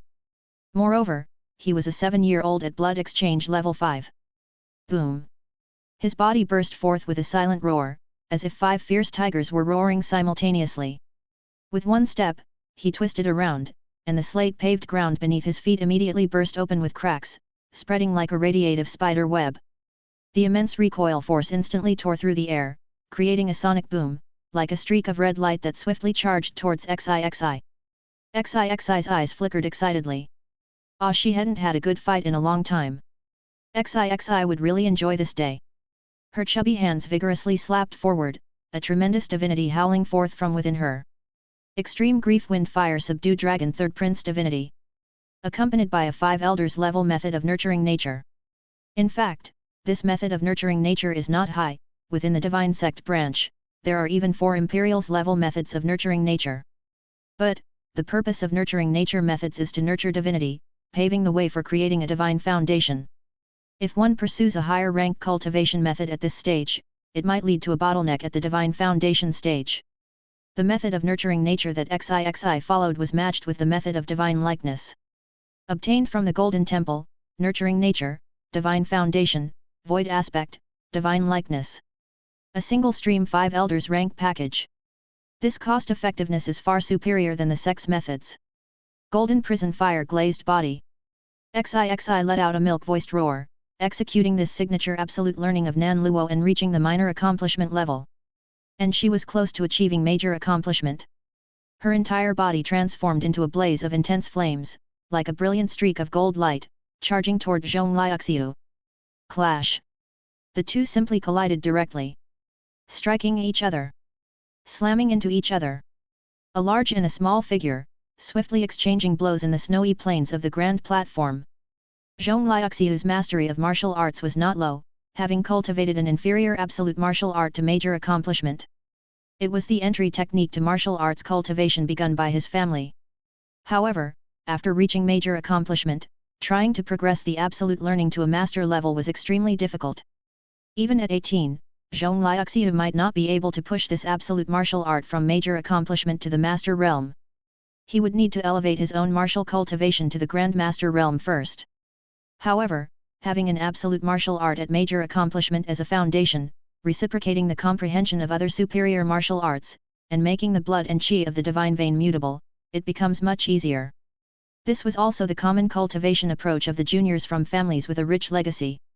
An XIXI's martial talent, after constant cheating exposure by Li Che, wrapped the Immaculate Heart divinity, carrying the understanding of Dragon Elephant Vajradeo fruit for martial arts, into her body, which made her already strong martial talent soar even further.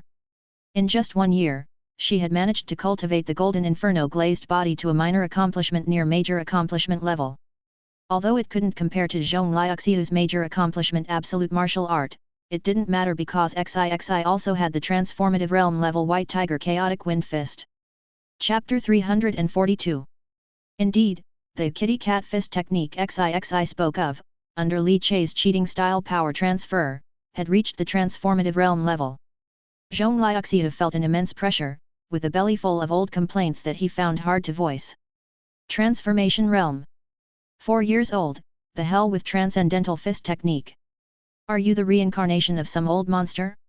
Inside the little kid's body, could there be an ugly old dog that has been practicing martial arts for decades? Can't hold it any longer. After clashing with XIXI, Zhong Liuxiu's forehead began to sweat, and he couldn't help but to feel sweat running down his back. No good, if this continues, I'll be completely suppressed, until defeat. True to the reputation of a 4-year-old freak, ranked 21st on the Dao City Prodigy leaderboard. Impressive. I need to get away from her.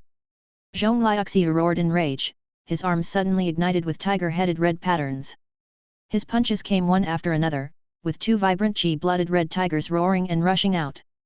XIXI leaped up, as if riding on the red tiger, swinging her little fists, her body ablaze with golden fiery light. Riding the tiger, swinging fists.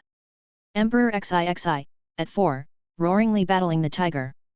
In the distance, Hai Chao Sheng was pulled away by Gong Yuan Liang and Gong Yangshu. With Emperor XIXI's entrance, the spectators were cleared out. Zhang Qing Zheng invoked divinity, healing Hai Chao Sheng's wounds, and Hai Chao Sheng once again became as vigorous as a dragon. At this moment, Hai Chao Sheng fixated on the XIXI pressing down and fighting Zhong Liuxiu in the ring. At this moment, Hai Chao Sheng was thoroughly convinced. XIXI, so strong. Hai Chao Sheng said with emotion. Gong Yuan Liang and Gong Yangshu gave him a wary glance. Strong is strong, but what's with the glow in your eyes? I've been XIXI's good friend for a year now. Gong Yuan Liang declared. I held hands with XIXI a year ago. Gong Yangshu said, puffing up his little face, pulling out his trump card. Gong Yuan Liang's eyes widened, and he started to quarrel with Gong Yangshu again. Eventually, Gong Yuan Liang brought out another killer move related to his little aunt's ability to eat, which infuriated Gong Yangshu. Hai Chao Sheng sneered, glancing at the 2 childish boys. How could these 2 young prospects be worthy of standing by XIXI's side? Only he, Hai Chao Sheng. Only he shared common topics with Emperor XIXI. In Hai Chao Sheng's mind, the image of XIXI tearing through the darkness to rescue him from a desperate situation reappeared. That image was deeply etched in his mind, the most touching scene of his 8 years of life. Emperor XIXI. He, Hai Chao Sheng, in this life, will definitely follow. Hai Chao Sheng pushed Gong Yuan Liang and Gong Yangshu to the side. Go XIXI. Hai Chao Sheng clenched his fist, tossed his head, and sweat droplets from his hair scattered in the faint sunlight of winter, shouting out a voice that nearly broke. He even cracked a note.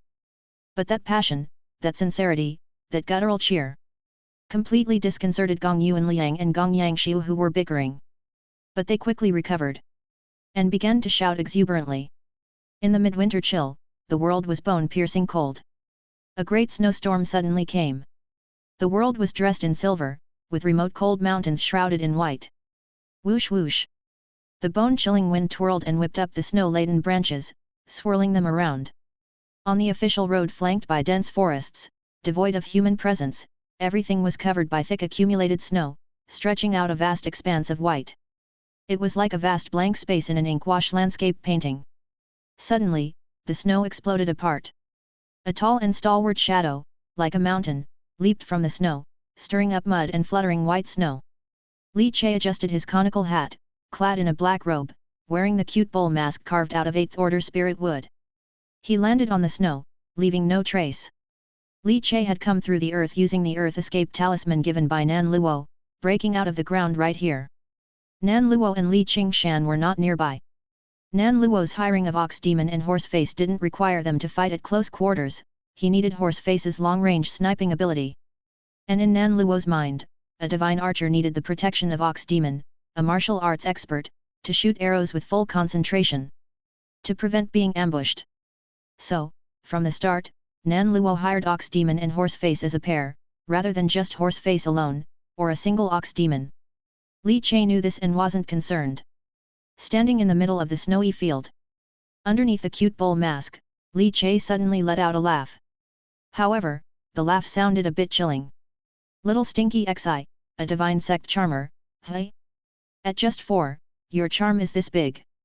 One little brat after another is drawn to you. Li Che, through the thunder chess piece on XIXI, overlooked the entire situation, capturing the scenes in their entirety. He clearly saw Hai Chao Sheng, Gong Yangshu and Gong Yuan Liang, 3 little brats competing for favor. These 3 little brats, Li Che would remember them.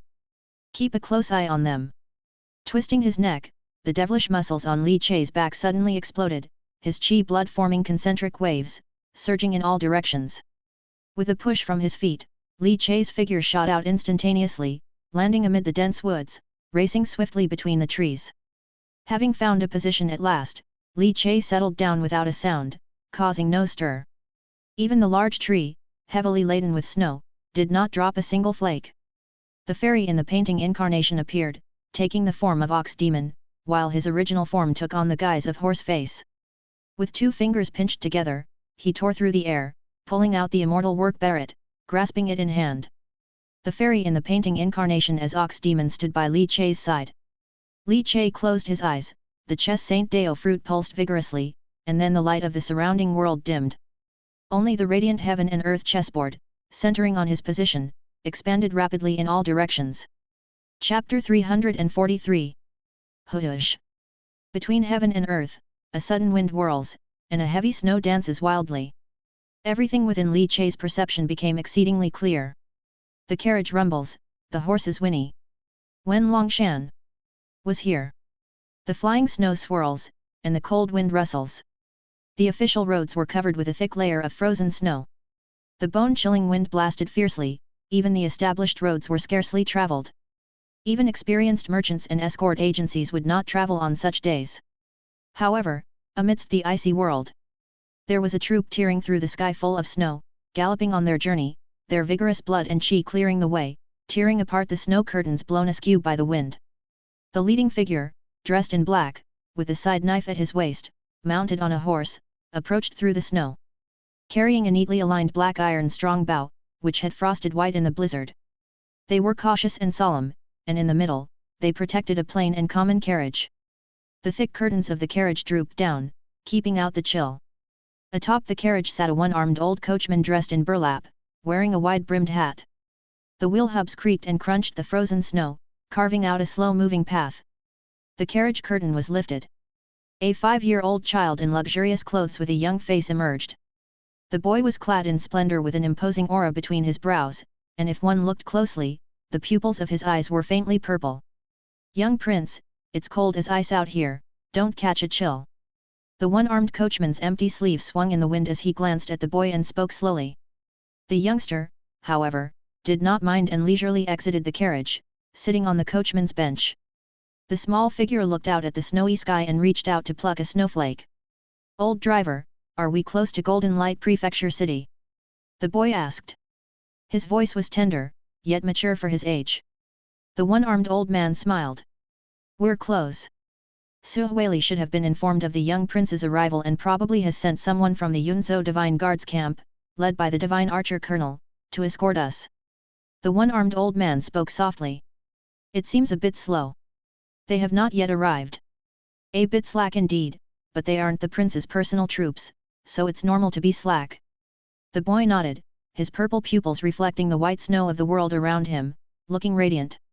8-armed prison lotus wrathful third prince's sinister temple.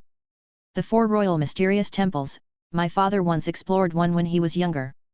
He gave it a high appraisal, saying this mysterious temple might be one of the top mysterious temples within the Grand Prospect dynasty's borders.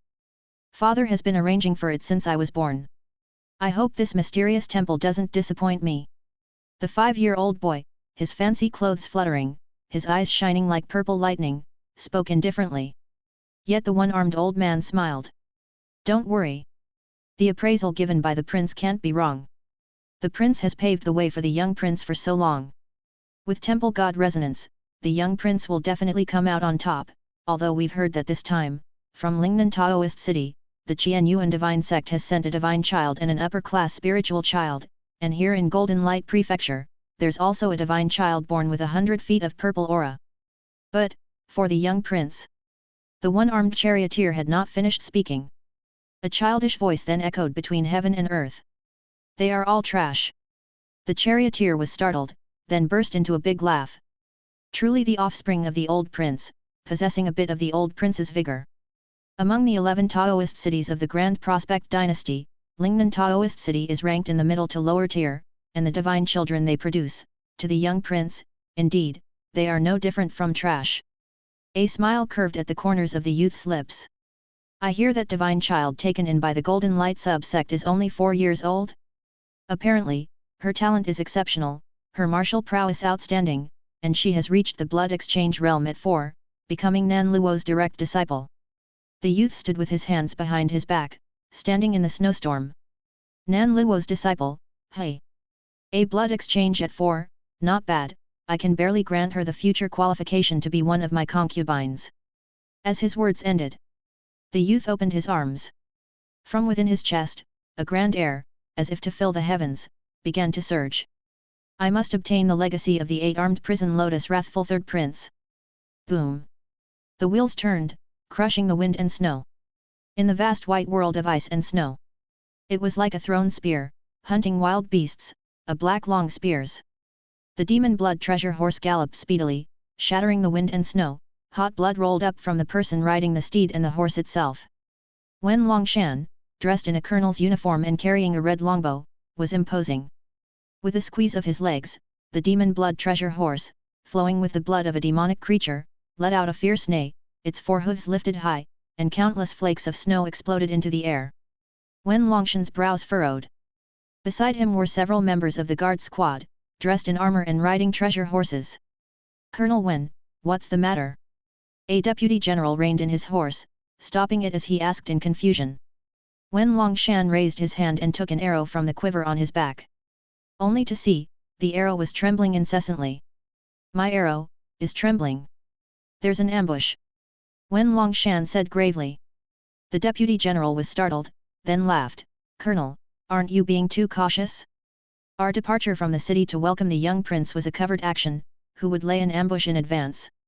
Moreover, if there were an ambush, it would be for the young prince, why would they ambush us? The deputy general laughed and laughed, but as Wen Longshan watched him with an indifferent gaze, he gradually stopped laughing. The deputy general's eyes grew serious. It's aimed at the colonel. Wen Longshan took down the longbow at his waist and sneered. Most likely. Just as well, before meeting the young prince, we'll clean up some stray cats and dogs, so they won't disturb the young prince later on. Chapter 344. Wen Longshan twisted his neck, and in an instant, bulging veins spread across his neck like a net of jiaolong. In the crimson light of his eyes, sharpness and madness burst forth. A vigorous surge of energy suddenly welled up within him. Like a bundle of red flames, it melted everything around in the icy, snowy wilderness. Horse face. Whoosh. Silent black lines shot from the distant sky in an instant. Wen Longshan's hair exploded, his body suddenly shot up, and he crashed into the snowy ground with several forceful steps. Under the colonel's uniform, his muscles swelled fiercely. With his unruly hair thrown back and his waist twisted, the creaking sounded as harsh as tearing through 10 miles of frozen ice. The divine bow was drawn to full crescent. Countless boiling hot steam rose up. Boom! The dragon tooth bullet arrived first, followed by a terrifying sonic boom, resembling a dragon's chant roaring, shattering the sky. Wen Longshan sensed it beforehand and dodged, but the demon blood treasure horse beneath him was struck directly and exploded instantly. Wen Longshan's squad immediately became tense and chaotic. They pulled on the reins and roared in fury. Spurt! However, by the time they reacted, it was already too late. Dragon tooth bullets, like invisible dragon claws, stealthily struck from the void. Silent and forceful, they contained extremely terrifying lethal power. Except for that deputy general of the divine phase realm. The other guards didn't even realize what was happening before their heads exploded. Go! Find Horseface's position. Based on the speed and burst of that hidden weapon, he's within 10 miles. Wen Longshan's low voice was filled with explosive anger. The deputy general, hearing this, hesitated not at all. He immediately leaped from his horse, transforming into a streak of light as he sprinted toward the depths of the dense forest.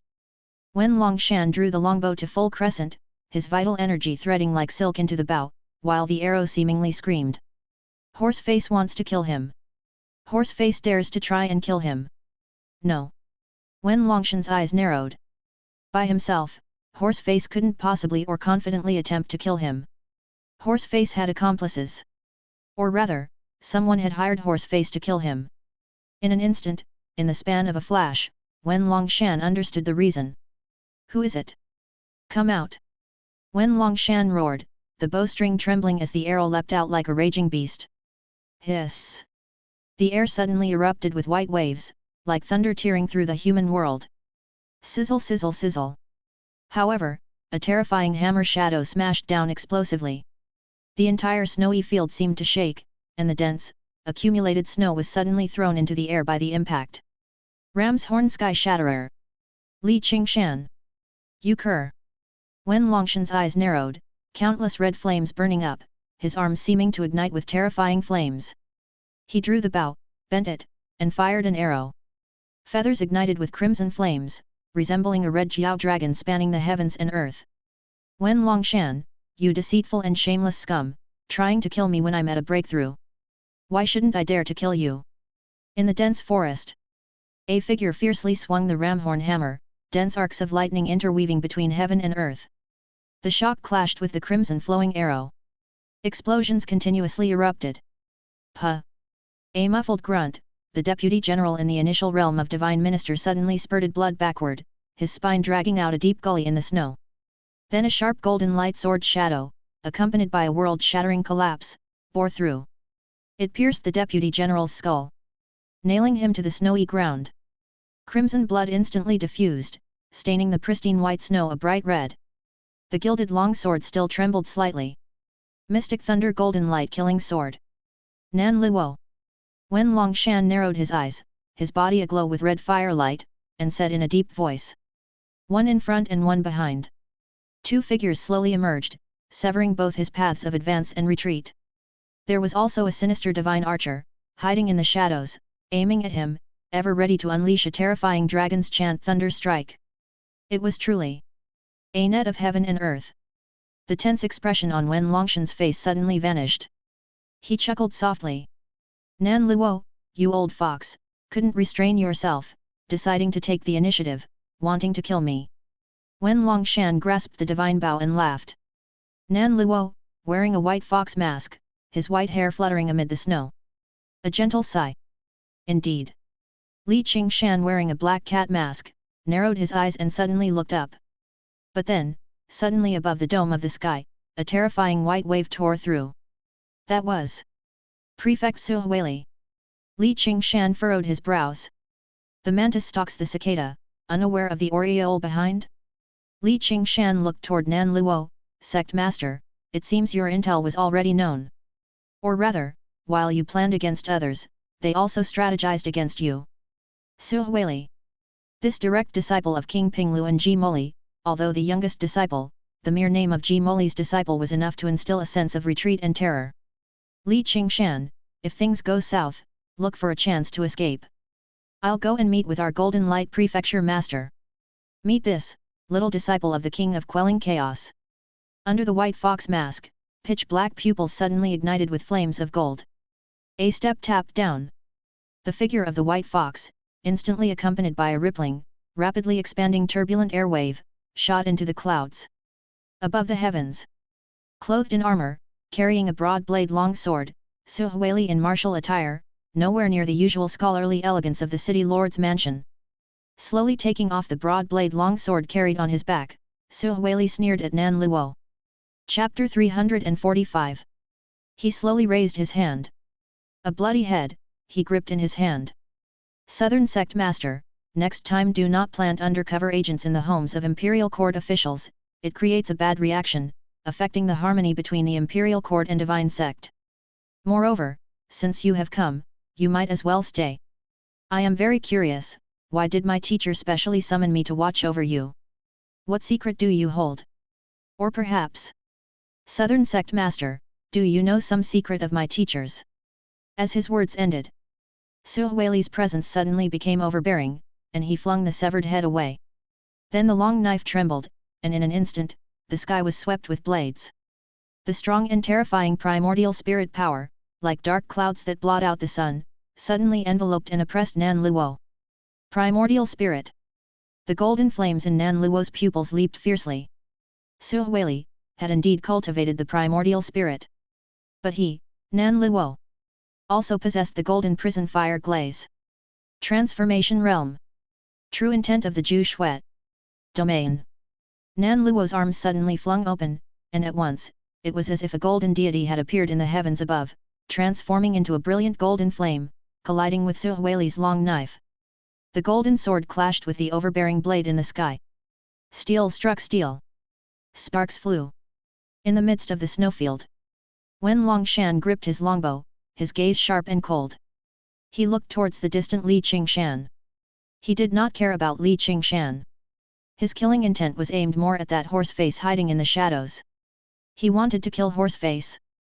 He wanted it so badly. The dragon-tooth Bodhi bullet that had pierced his chest was an immeasurable insult to him. Only by severing the head of Horseface could he regain his confidence and glory as the divine archer. The insignificant Li Qingshan was not even considered by Wen Longshan. He slightly tilted his head, his ears twitched, and in a flash, Wen Longshan's eyes glowed with intensity, his fingers grasping. The longbow was drawn fully. The crimson glowing arrow burst forth, colliding in mid-air with the silently speeding dragon-tooth Bodhi bullet.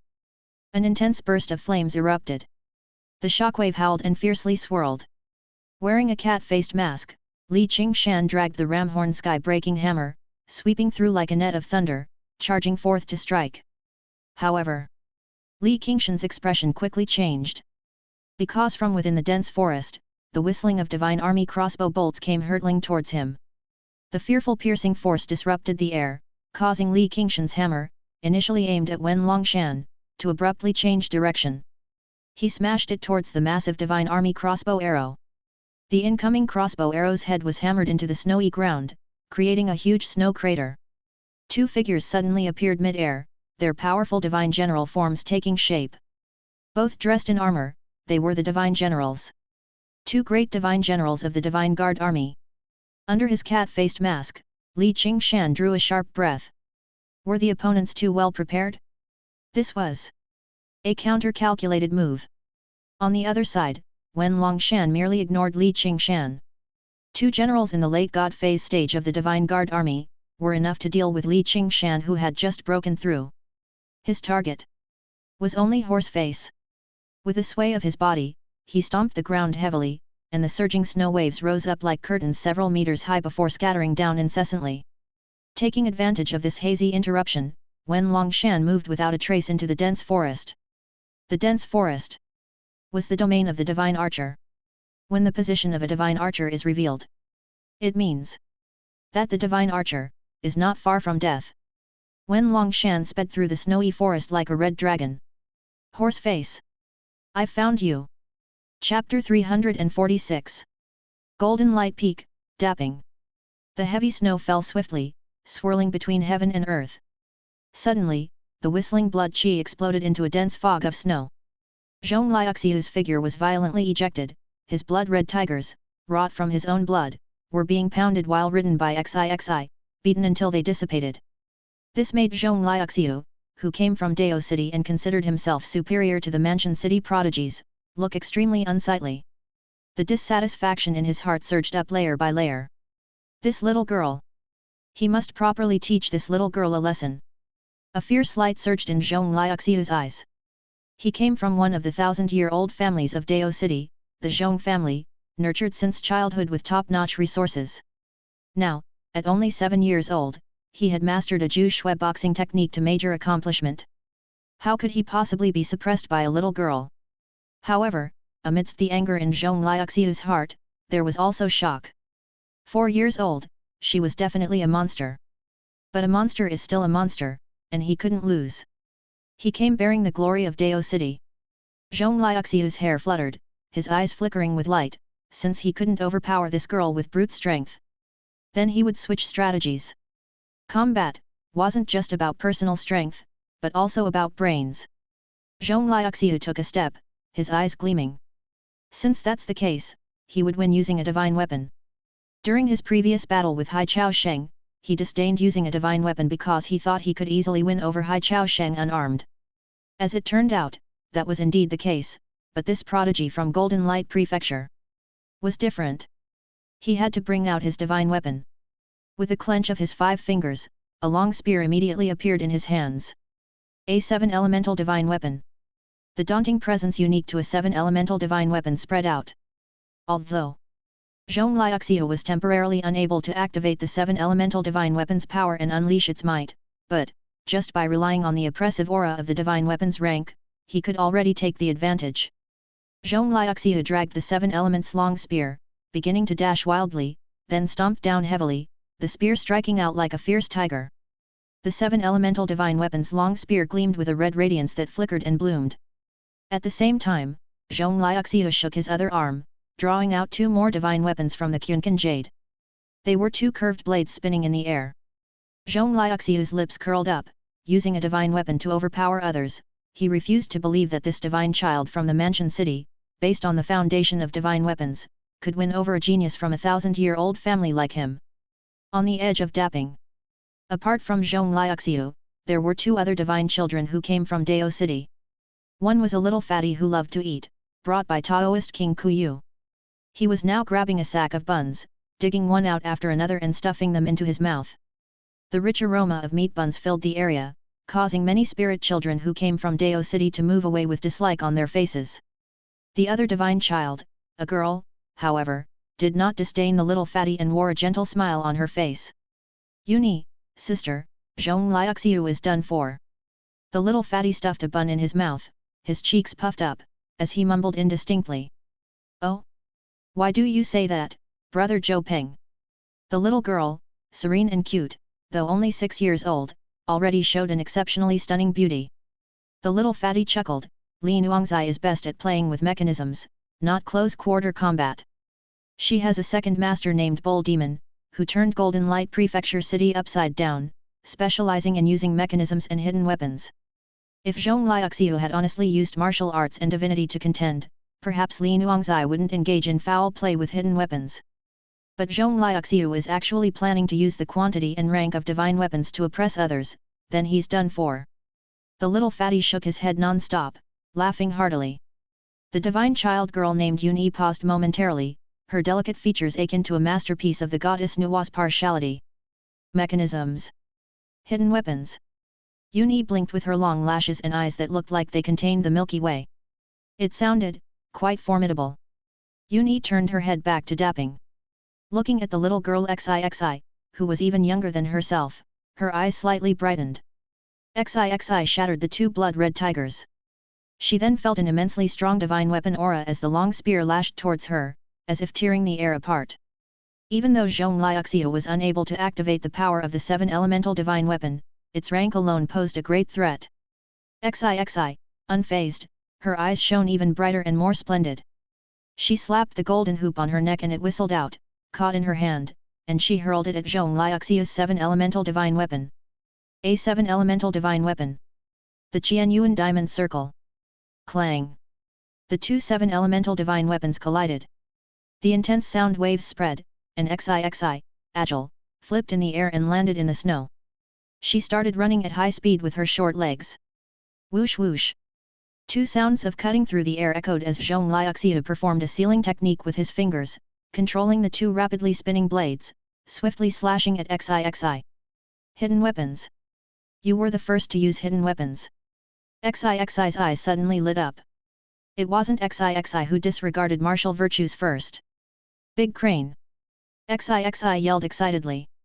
In the distance, the mechanism spiritual wood crane seemed to possess intelligence, striding forward with its long crane legs. Tap tap tap, it ran swiftly towards XIXI. Then it took off, and XIXI suddenly stopped, crouched down in the snow, her knees bent. Then, she pushed hard. The force of rebound created ripples that sent a circle of snow flying. Her figure leaped into the air and landed on the back of the spiritual wood crane as it spread its wings high. Even from 10 meters up in the air, one could seemingly hear XIXI's unrestrained, maniacal laughter. Giggle giggle giggle. Chapter 347. Here they come, XIXI is going to set off fireworks. Master Niu has crafted some enhanced fireworks for XIXI. XIXI took out the immortal artisan Gatling that Li Che had upgraded and improved for her from the Qunkan Jade. XIXI simply twisted the button on it like winding up a spring, instantly boosting the firepower of the immortal artisan Gatling to the 3rd gear. The immortal artisan Gatling that Li Che upgraded for XIXI, had a total of 5 firepower settings. The 3rd gear. Even Meridian cultivators would howl with pain if they got hit by a shot. As for the 5th gear, powered up by the Great Avalanche Wood Raven, the highest settings firepower. Even a Grandmaster would be blasted into confusion. One after another, the 3rd gear Spirit Wood Ravens, now with enhanced power, were taken out by her, flapping their wooden wings, lining up beside the immortal artisan Gatling. Loaded, ammo in. Xiao Xi's face was brimming with a smile. Emperor XIXI originally planned to have a grand battle with you as a 4-year-old blood exchange warrior. But you just had to refuse. Actually using hidden weapons and throwing knives to stab at Emperor XIXI. Well, no more pretending. Emperor XIXI lays all cards on the table. When it comes to hidden weapons, XIXI's teacher is none other than Master Niu, a professional. The brave fireworks launcher. Fire. Above Dapping, Zhong Liuxiu was suddenly blank as he watched XIXI fly up into the sky. A mechanical beast. Zhong Liuxiu's expression changed slightly. As a scion from a 1,000-year-old family, how could he not know the name of the mechanical beast? That was something from the Tang family, a top-level noble family that once stood at the pinnacle during the time of the Grand Prospect dynasty. This girl. How does she possess a mechanical beast? And what are those metallic tubes with the dark muzzles? Zhong Liuxiu, who came from Dao City, naturally saw the immortal artisan Gatling for the first time. He had not seen XIXI's previous battles. Zhong Liuxiu narrowed his eyes, his heart becoming more cautious.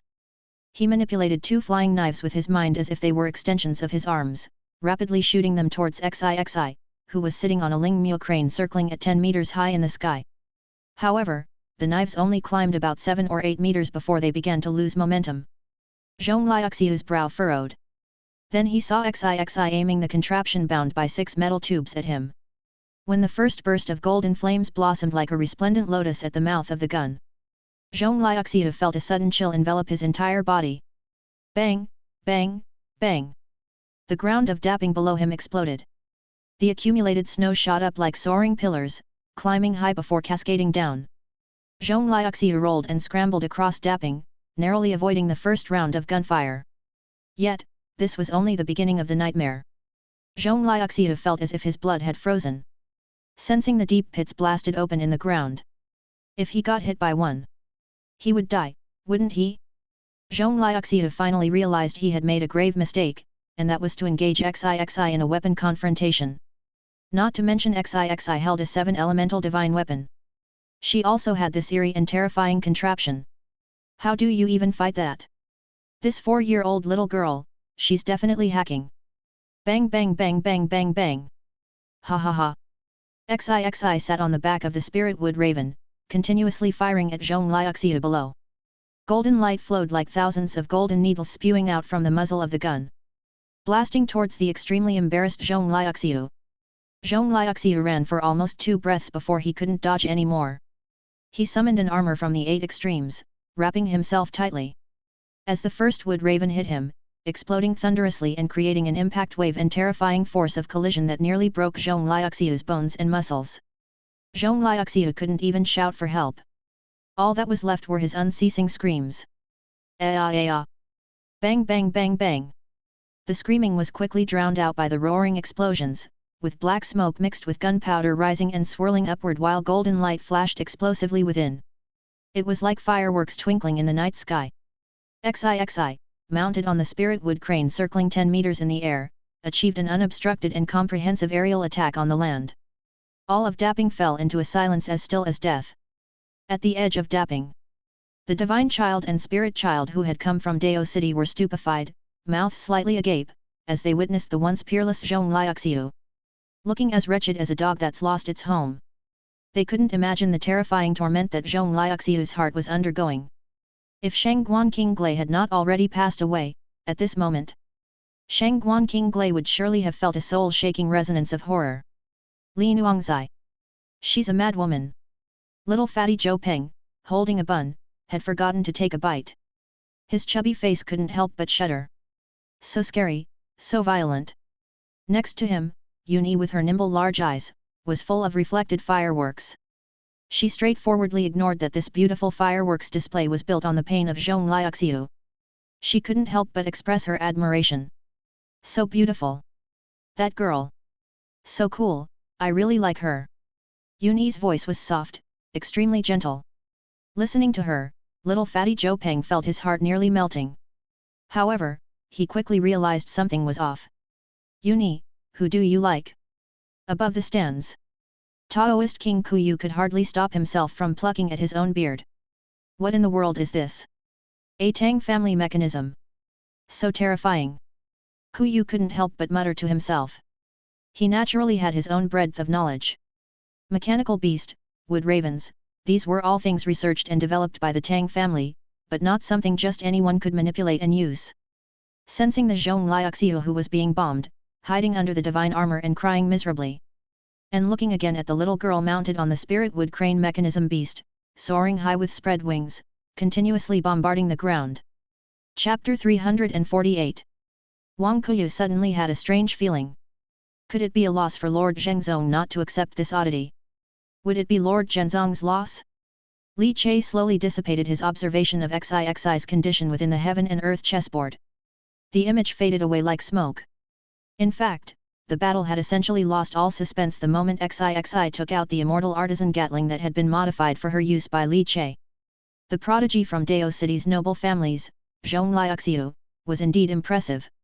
He was a cut above the geniuses of Golden Light Prefecture City. Even with Li Che's cheating from the shadows, Xixi could barely match her opponent in terms of martial prowess and divine cultivation. However, when it came to divine weapons and mechanical hidden weapons, Zhong Liaoxiu was far from being a match for Xixi. Not to mention the mythical weapon within Xixi's arm, the supreme grade of the 4 imperial classes Purple Flame Serpent Spear Fire Tip Spear.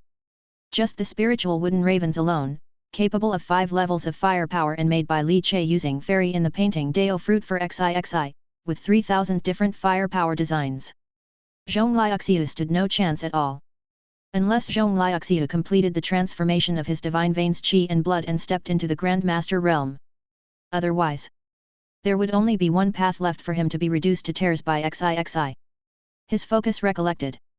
Li Che's expression gradually turned cold and serious in the midst of the heaven and earth chessboard. A pitch-black chess piece burned with a dense, smoke-like aura. It was moving at high speed towards the stellar position he occupied on the chessboard. As expected, the mantis stalks the cicada, unaware of the aureole behind. The sect master's actions are ultimately a bit reckless. Li Che shook his head. He had thought it was a siege on Wen Longshan, but instead, he had been outmaneuvered by the opposition. Su Hui from the Divine Guard Army's 3 generals, along with Wen Longshan himself. Nearly all of the divine ministers from the city lord's mansion were mobilized. 5 divine ministers, among them Su Hui, a Yuan phase cultivator who had grasped the primordial spirit so strong. The sect master should be able to escape. As for Li Qingshan, it's not very clear. With 3 divine generals surrounding him, he has just broken through, I'm not sure if he can withstand it. Through the heaven and earth chessboard of Master Go Chess Saint, Li Che observed the entire situation and made his assessment. However, what I have to face now is Divine Archer Colonel, Wen Longshan. Li Che's gaze suddenly turned sharp. Underneath the horse face, there was a chill rolling like an ice blade. Sensing the raging Wen Longshan advancing towards his location at breakneck speed, Li Che squinted his eyes. Can he see my position? How did he see it? Li Che suddenly thought of something and abruptly raised his head. His gaze piercing, he saw a soaring eagle, thousands of feet up in the air, circling on wings spread wide. Those eagle eyes, like high-power lenses, flashed brightly, pinpointing his position. So that's how it is.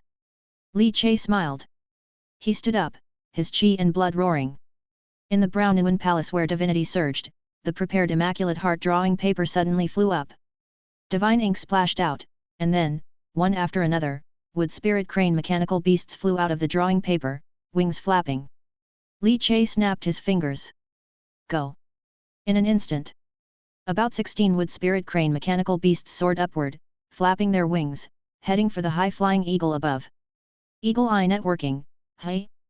Well then. I'll blind your eyes first. Li Che smiled faintly. He then stepped down, and his entire form blurred and vanished from sight. Wen Longshan. His power was formidable. Though a divine archer, his chi, blood, and physical stature were terribly frightening, being a master of the Grand Master Posterior Realm. Furthermore, his divinity was also strong, just a step away from the Yuan Xiang realm. Very strong, the strongest opponent Li Che had faced to date. Originally, the plan to assassinate Wen Longshan was a joint operation by Nan Luo, the Ox Demon and Horse Face, and Li Qingshan. Now the plan had changed. It had turned into Li Che facing Wen Longshan alone. Wen Longshan was too eager to kill Horse Face. The arrow that had pierced through Wen Longshan's shoulder that day was like a stamp of shame imprinted upon his body. Wen Longshan could not bear it, and the only way to wash away this shame was to kill Horse Face. So, he couldn't be bothered to join forces with the 3 divine generals of the Divine Guard army to kill Li Qingshan. Instead, after locking onto the Horse Face with the eagle eye, he rushed over in a frenzy, unleashing the unique lightness and speed of a divine archer. Hurrying over at top speed. Wen Longshan was fully confident that as long as he got close to Horse Face, he could execute a swift attack to finish Horse Face. Moreover, Wen Longshan believed that the closer he was to Horse Face, the more his archery would undoubtedly gain the upper hand. Wen Longshan had a premonition. As long as his archery killed Horse Face, with Horse Face's blood as a sacrifice to his arrows, his crimson flame flowing fire divine archery technique would reach the transformation realm and develop the true intent domain in one fell swoop. By then, even Yuan Fei's cultivators with a born primordial spirit would be threatened by him. Li Che sensed Wen Longshan's murderous intent. As such, he naturally wouldn't show mercy or surrender without a fight. My daughter just set off fireworks. Now it's your father's turn. Li Che pressed down on his conical hat, and from beneath the horse face mask, a faint laugh escaped. He snapped his fingers. Up in the skies, 1,000 meters high, 16 mechanical wood spirit cranes beat their wings in rhythm, taking a gliding stance, surrounding the eagle. The eagle cocked its head, its eyes reflecting the 16 wood spirit cranes, appearing puzzled and strange. These spirit cranes, why do they look so odd? Suddenly, all 16 wood spirit cranes turned their heads, and almost simultaneously, their slender beaks opened. Inside each wood spirit crane's beak, there was a long rifled barrel protruding. Chapter 349. Golden light bloomed high in the sky, like a row of brilliant golden lotuses suddenly bursting open. Before the eagle had time to let out a cry of woe, it exploded into puffs and puffs of blood mist. Countless feathers flew in all directions. High in the sky, the eagle was riddled with holes, alive, and with the thick mist of blood and splattering blood water, it plummeted from the sky at great speed. In the dense forest, Wen Longshan, clutching the Liahuo divine bow, slammed down, and with a thud, the accumulated snow in the entire snowy forest exploded apart like tides. He slowly raised his head, the chi and blood within his body seeming to transform into a dense, blood-red mist, spilling out and swirling around him like a flowing ribbon. He covered his left eye with one hand. Blood seeped from his left eye. His Hawkeye divine art had been ruined. How is this possible? Wen Longshan trembled all over. His practice of the Hawkeye divine art required establishing a connection on the level of divine sense with an eagle that carried the bloodline of a demonic creature. It had been incredibly difficult to master, and it was precisely with this Hawkeye divine art that he'd reached the rank of 7 elements divine archer. Now, his eagle eye had been destroyed. What on earth are those spirit cranes? Wen Longshan took a deep breath. The vision transmitted from the eagle only allowed him to see the heads of those bizarre spirit cranes with their beaks agape. Then his perspective was completely blurred. All that was left was blood red. He knew that his precious eagle was likely more dead than alive. His bird had died before triumphing in its quest. Ah! Horse face! Wen Longshan's heart was quivering with pain, a fury surged to his head, making it difficult to breathe. He was nearly losing his mind. The demon bird he had raised at such a great cost. Suddenly, Wen Longshan strained to open his other eye. His vision was blurry, and with his Hawkeye divine art ruined, the sight in his other eye was also affected. Through the blur, he seemed to see a crane. With folded wings and a stretched neck, it rushed through the dense forest like an ostrich with its streamlined body. The spirit crane approached in utter silence, as if a piece of wood was moving closer without a sound. If not for the unique vigilance of a divine archer, he might have missed this spirit crane altogether. Letting it unwittingly get close. At the sight of this crane, anger flooded his heart. He violently drew his bow. The creaking sound echoed, the bowstring was pulled into a full moon, and with a release of his fingers. Whistle! A long whistle sounded, and the arrow, burning with red fiery brilliance like a dragon's chant, rapidly shot towards the Ling Myo crane. Bang! The wood spirit crane, even with its abundant spiritual intelligence planning to shift and dodge the arrow, was too slow. The wood spirit crane was struck directly and exploded with a blast. Whiz whiz whiz! In the dense forest, one after another, the wood spirit cranes with folded wings instead ran wildly on their legs, rapidly approaching. Wen Longshan opened one eye and closed the other, continually pulling feathered arrows from his quiver. Hiss hiss hiss! Having injured one eye indeed had a significant impact on the precision of the divine archer's shooting. One after another, the cranes, frantic like mad dogs, were blasted apart by his divine archery art. Flames engulfed the area, the blast waves roaring and gusts of wind whistling and swirling. Suddenly, Wen Longshan's complexion changed slightly. He felt that amidst the violent gusts, the fragments of the exploded wood spirit cranes. Some powder was actually drifting. Picking up a speck of dust, Wen Longshan only had to smell it to be startled, and his complexion drastically changed. He felt that his divinity, which was on the verge of reaching elemental appearance, had suddenly grown quiet, and communicating with it became extremely slow. Is this 8 Extremes divine crystal powder? Not good. He had been tricked. Waves of wind carried along the 8 Extremes divine crystal powder in the air, and within this dust, there were also various kinds of poisonous powders. There was even powder made from drying and grinding instant green, a type of hallucinogenic poisonous mushroom. Despicable! Wen Longshan roared in anger. The powder of the 8 Extremes divine crystal could greatly impede the divinity of a divine symbol cultivator.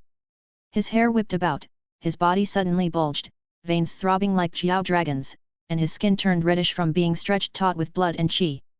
As a divine archer, Wen Longshan was rarely forced to use this vigorous blood and qi. He was covered in a suit of divine armor, his blood and qi amplified, appearing even more domineering.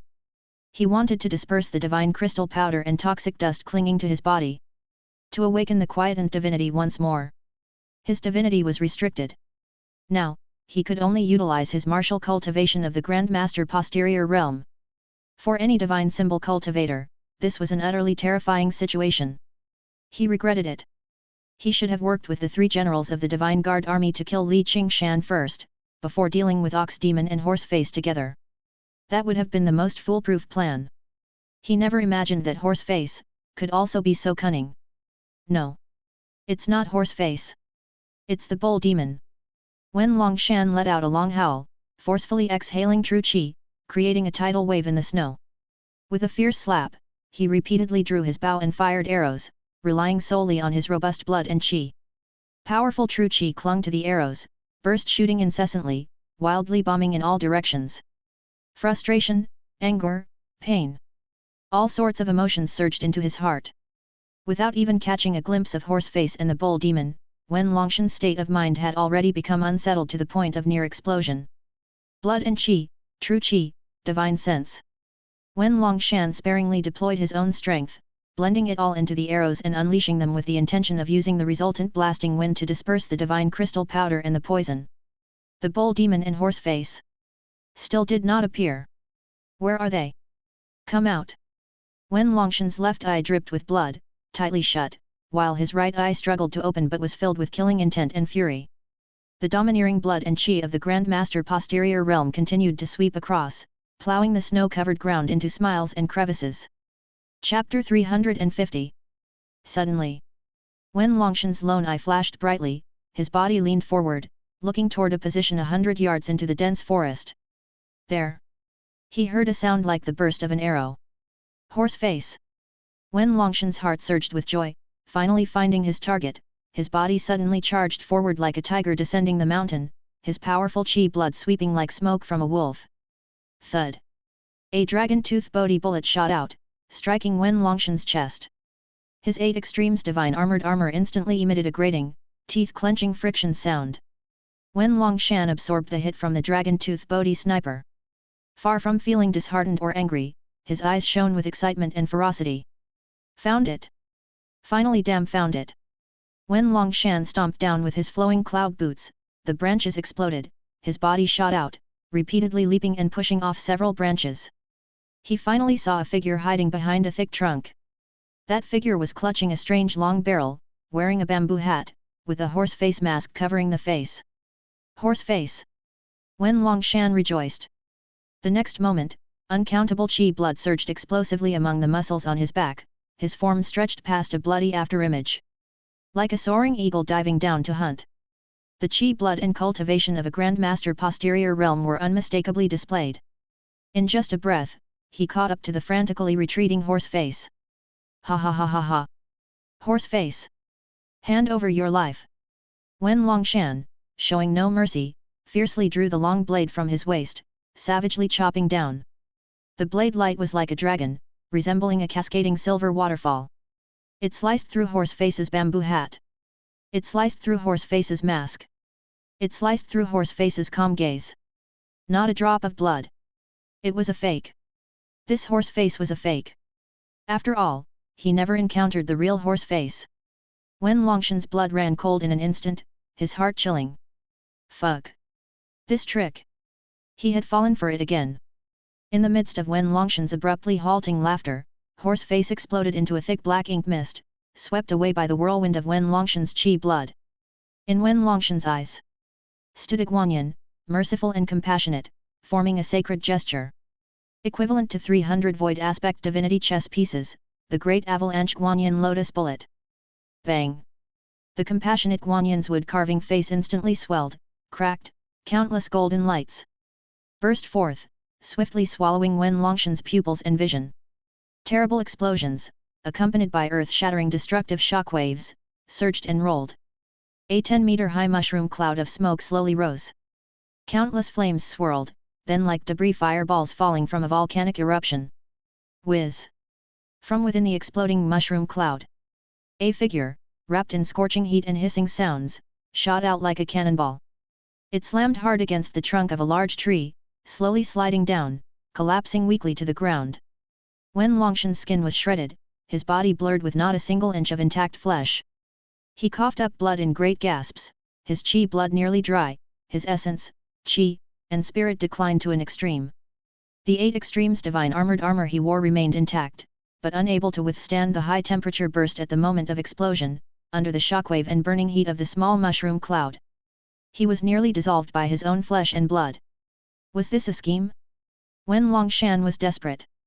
This battle, he never saw the faces of Horseface or Bull Demon. Leaving him with barely a breath left. He, Wen Longshan, a colonel of the Prefecture City Divine Guard Army, 7 Elements Divine Archer. When had he ever fought such a frustrating battle? What had he encountered? Leaning against the tree, his chest weakly rising and falling. You're hurt, hey! Suddenly, a deep voice, ghost-like. Wen Longshan's pupils unconsciously constricted, his body stiffened and trembled. A loud roar. The snow before him exploded, countless flying snow rolled like a curtain waterfall. The terrifying rank divinity, so oppressive that the critically injured Wen Longshan could not even move a finger. In his constricted pupil, a tall figure reflected, leaping from a tree, landing in front of him, slowly rising, bringing a terrifying pressure like collapsing mountains. Golden Heavenly King ascending the tower Bull Demon. You're gravely injured, thus I enter the stage. Wen Longshan numbly watched. After being bombed and tortured to this state, they still launched a big move to kill him. Chapter 351. The aftermath of the explosion swept through the winter forest like a violent storm. It was like an unending shockwave crashing between the trunks of trees, reverberating ceaselessly. The fierce wind fluttered clothes, hair, flying snow, and falling leaves. Wen Longshan felt an intense, burning pain as the shockwave and force from the dreadful hidden weapon's explosion caused his flesh and bones to break, and his internal organs to crack to varying degrees. He could not understand how the hidden weapon could possess such terrifying explosive power. During the explosion, the inherent divinity seemed to ignite, agitating thousands of times more than usual. Such agitated and terrifying divine bombardment formed a shockwave that injured not only his martial artist's body. It also impacted and struck at his divine sense. This was a dual-strike hidden weapon. Tang family mechanism is indeed well deserved of its reputation. Still, Wen Longshan racked his brains but couldn't figure out which type of mechanism from the Tang family this was. This level of deadly force. Should it not already be among the top 10 in the Tang family mechanism's records? It should already be famous throughout the world, right? Blood uncontrollably flowed from Wen Longshan's nose and mouth. His internal organs were shattered. At the Grand Master realm, it wasn't just about tempering the body. Tempering the internal organs was also crucial. When the Ju Shui is cultivated to major accomplishment, producing a bit of true intent, one can begin to integrate the true intent into the internal organs, refining them to make them tough and unyielding. Only with internal and external cultivation flawless and complete, does one qualify to challenge the great Grand Master rank. Wen Longshan's internal organs had long been tempered with the true intent of the fire god Divine Arrow. But under this mechanism's bombardment, they were all damaged to varying degrees.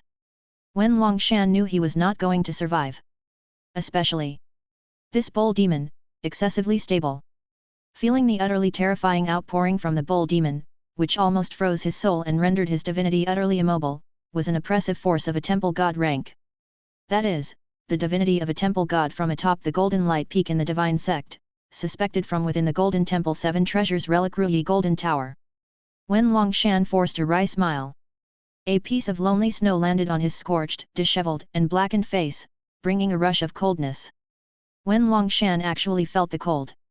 Bull Demon. Wen Longshan's voice was somber. I've been afraid of pain since I was young. That's why I learned archery, to stand far away, shoot arrows to hurt people, without needing to get up close to fight. That was my initial intention for learning archery.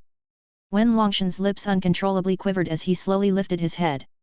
Wearily opening his only eye, he looked towards the figure clad in golden armor, with black hair fluttering, terrifying like a god demon, the Bull Demon. Bull Demon!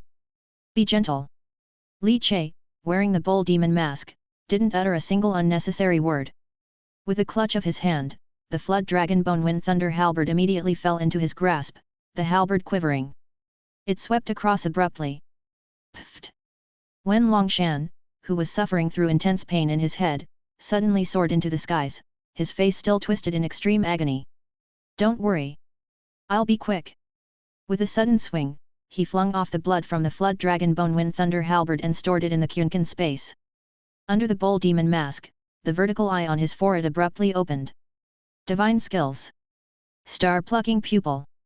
It seemed as if a solidified gaze burst forth from the fiery vertical eye on his forehead. One after another, the divine phase chess pieces began to float. The number reached a staggering 92. 92 divine phase divinity chess pieces. Surpassing 90 pieces signified that Wen Longshan had achieved complete divine appearance in divine cultivation and was only a step away from reaching elemental appearance. What a great harvest! Li Che watched the 92 floating divine phase chess pieces and, with a big smile, collected them all.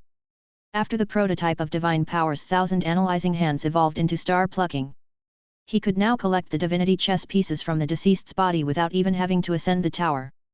Of course, aside from the divine phase chess pieces, Li Che also unapologetically took Wen Longshan's Kyunkan Jade and Divine Bow. All these were rightfully earned by his skills as a bull demon.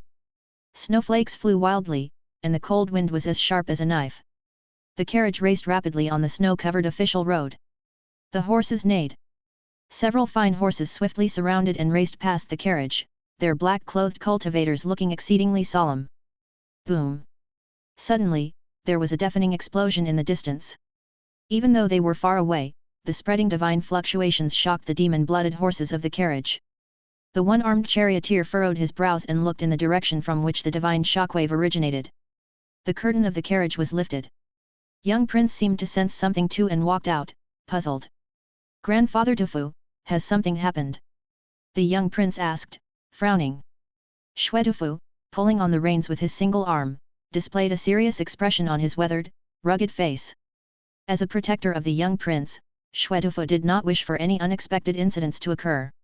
"It must be cultivators clashing, this divine fluctuation is very intense.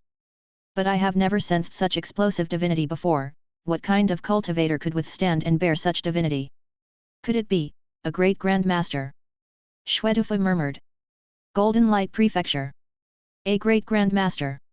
His aged and murky eyes suddenly flickered with a sharp light, like a polished and gleaming long sword slicing through the void. "Grandfather Dufu, go take a look," said the young prince, standing with his hands behind his back, calmly. "I need to prioritize the safety of the young prince. Although the news of young prince entering Golden Light Prefecture City has just spread, we cannot rule out the possibility that those with intentions have been waiting." Chapter 352. The old man spoke in a heavy tone. The young prince immediately burst into proud laughter. "Grandpa Xuedu, rest assured, with my father's deterrence, not many lowlifes dare to assassinate me. They can't withstand my father's fury. My father is the king of quelling chaos." The young prince was incomparably proud, as if even the snowstorm had turned fervid around him. "Well then, young prince, just wait." Xue Dufu was also aware that the prince must have prepared life-saving measures for the young prince.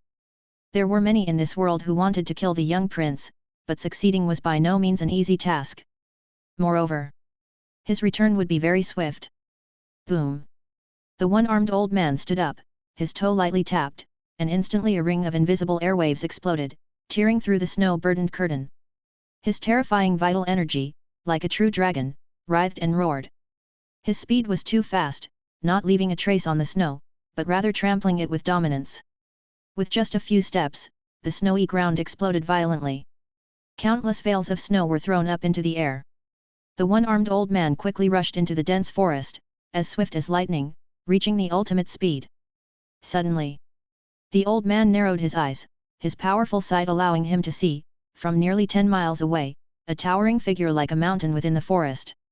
In front of that figure, a headless corpse, decapitated, leaned powerlessly against a tree trunk. The thick and boiling blood gushed incessantly, melting the accumulated snow on the ground. Divine armor, standard issue, belongs to Yun Province's Divine Guard Army Colonel Wen Longshan. The one-armed old man's eyes sharpened. With a bang, countless vital energies seemed to stack up instantaneously on his back and violently exploded into waves, forming a jetting shock wave. The entire person sped up to the point of becoming a bolt of lightning. Too fast. As swift as the divine wrath of thunder.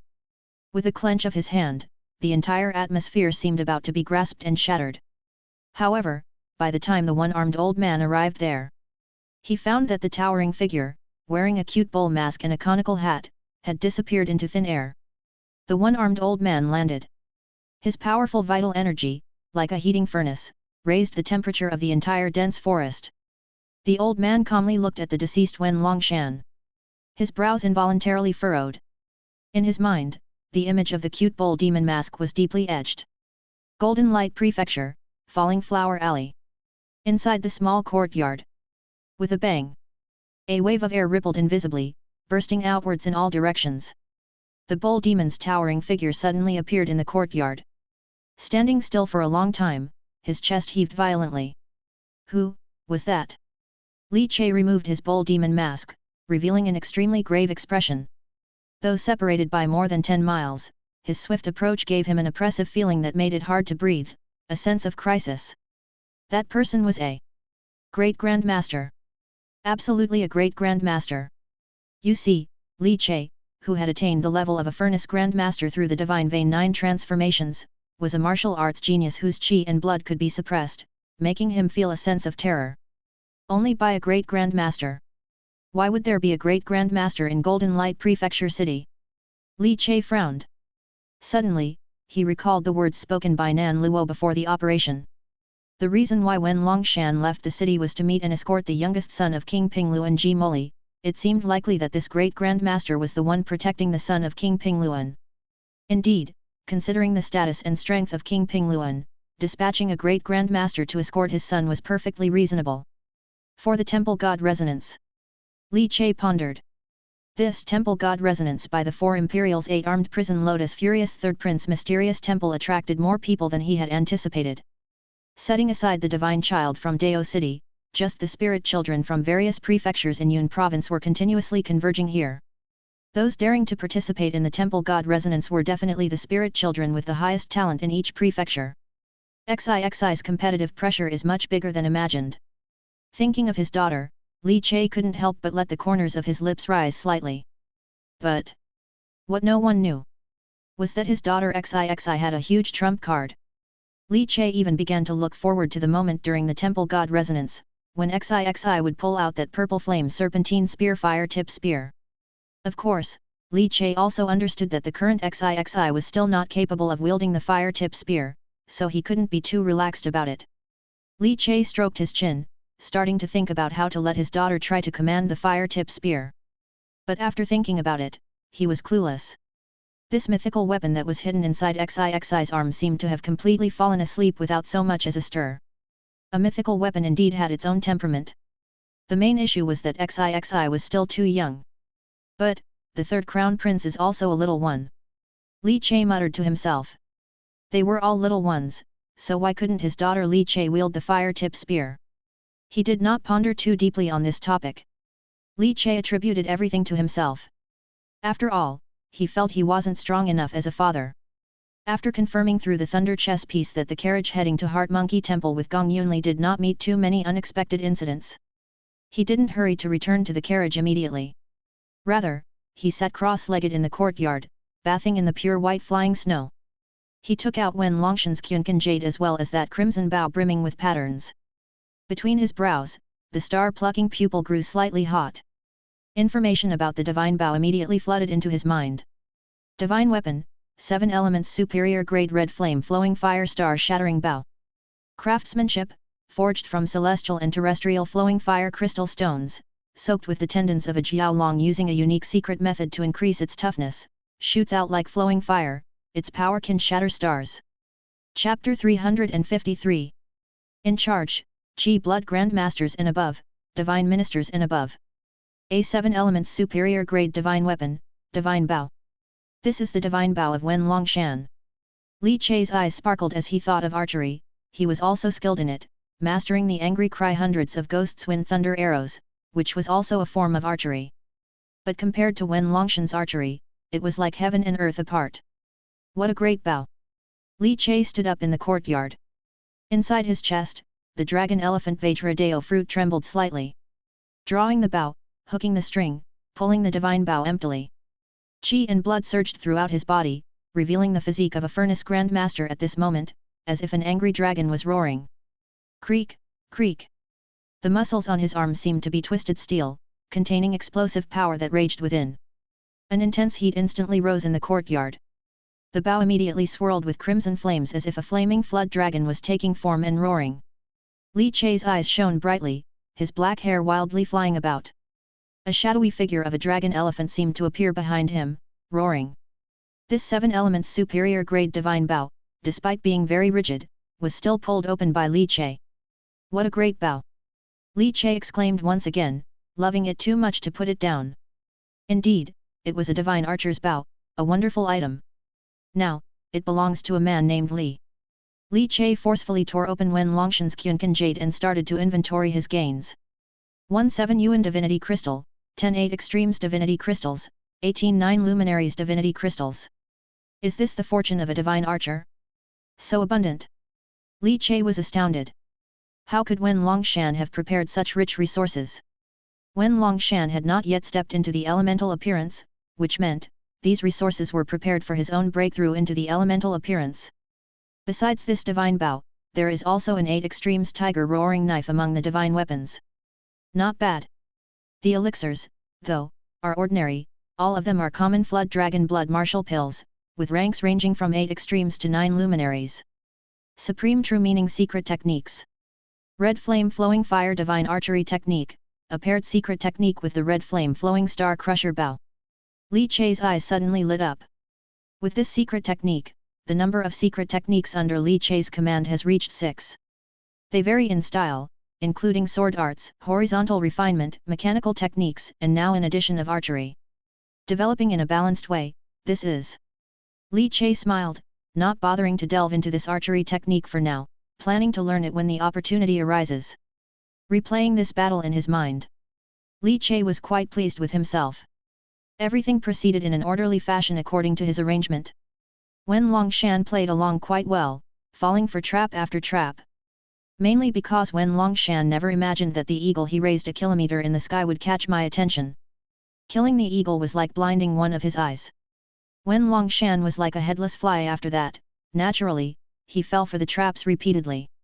Li Chei exhaled deeply. Plus, with divine crystal powder, sudden green powder, mechanical crane tactics, combined with Wen Longshan's almost blinding urge to kill Horseface. In his confusion, he gave Li Chei the chance to surprise him with the Great Avalanche Guanyin Lotus Bullet. But in reality, in a real battle, it would be extremely difficult for the Great Avalanche Guanyin Lotus Bullet to hit a cultivator who has completed divine appearance at the Grandmaster Posterior Realm solidly. Li Chei frowned, not letting arrogance get the better of him over this victory. I still need to focus on researching the Guanyin Lotus main battle tank. Li Chei did not allow victory to cloud his judgment, instead, he remained cautious, reflecting on himself. This world is too dangerous, he must stay vigilant and avoid making mistakes. After all, Li Chei is not just a person, he has a family now.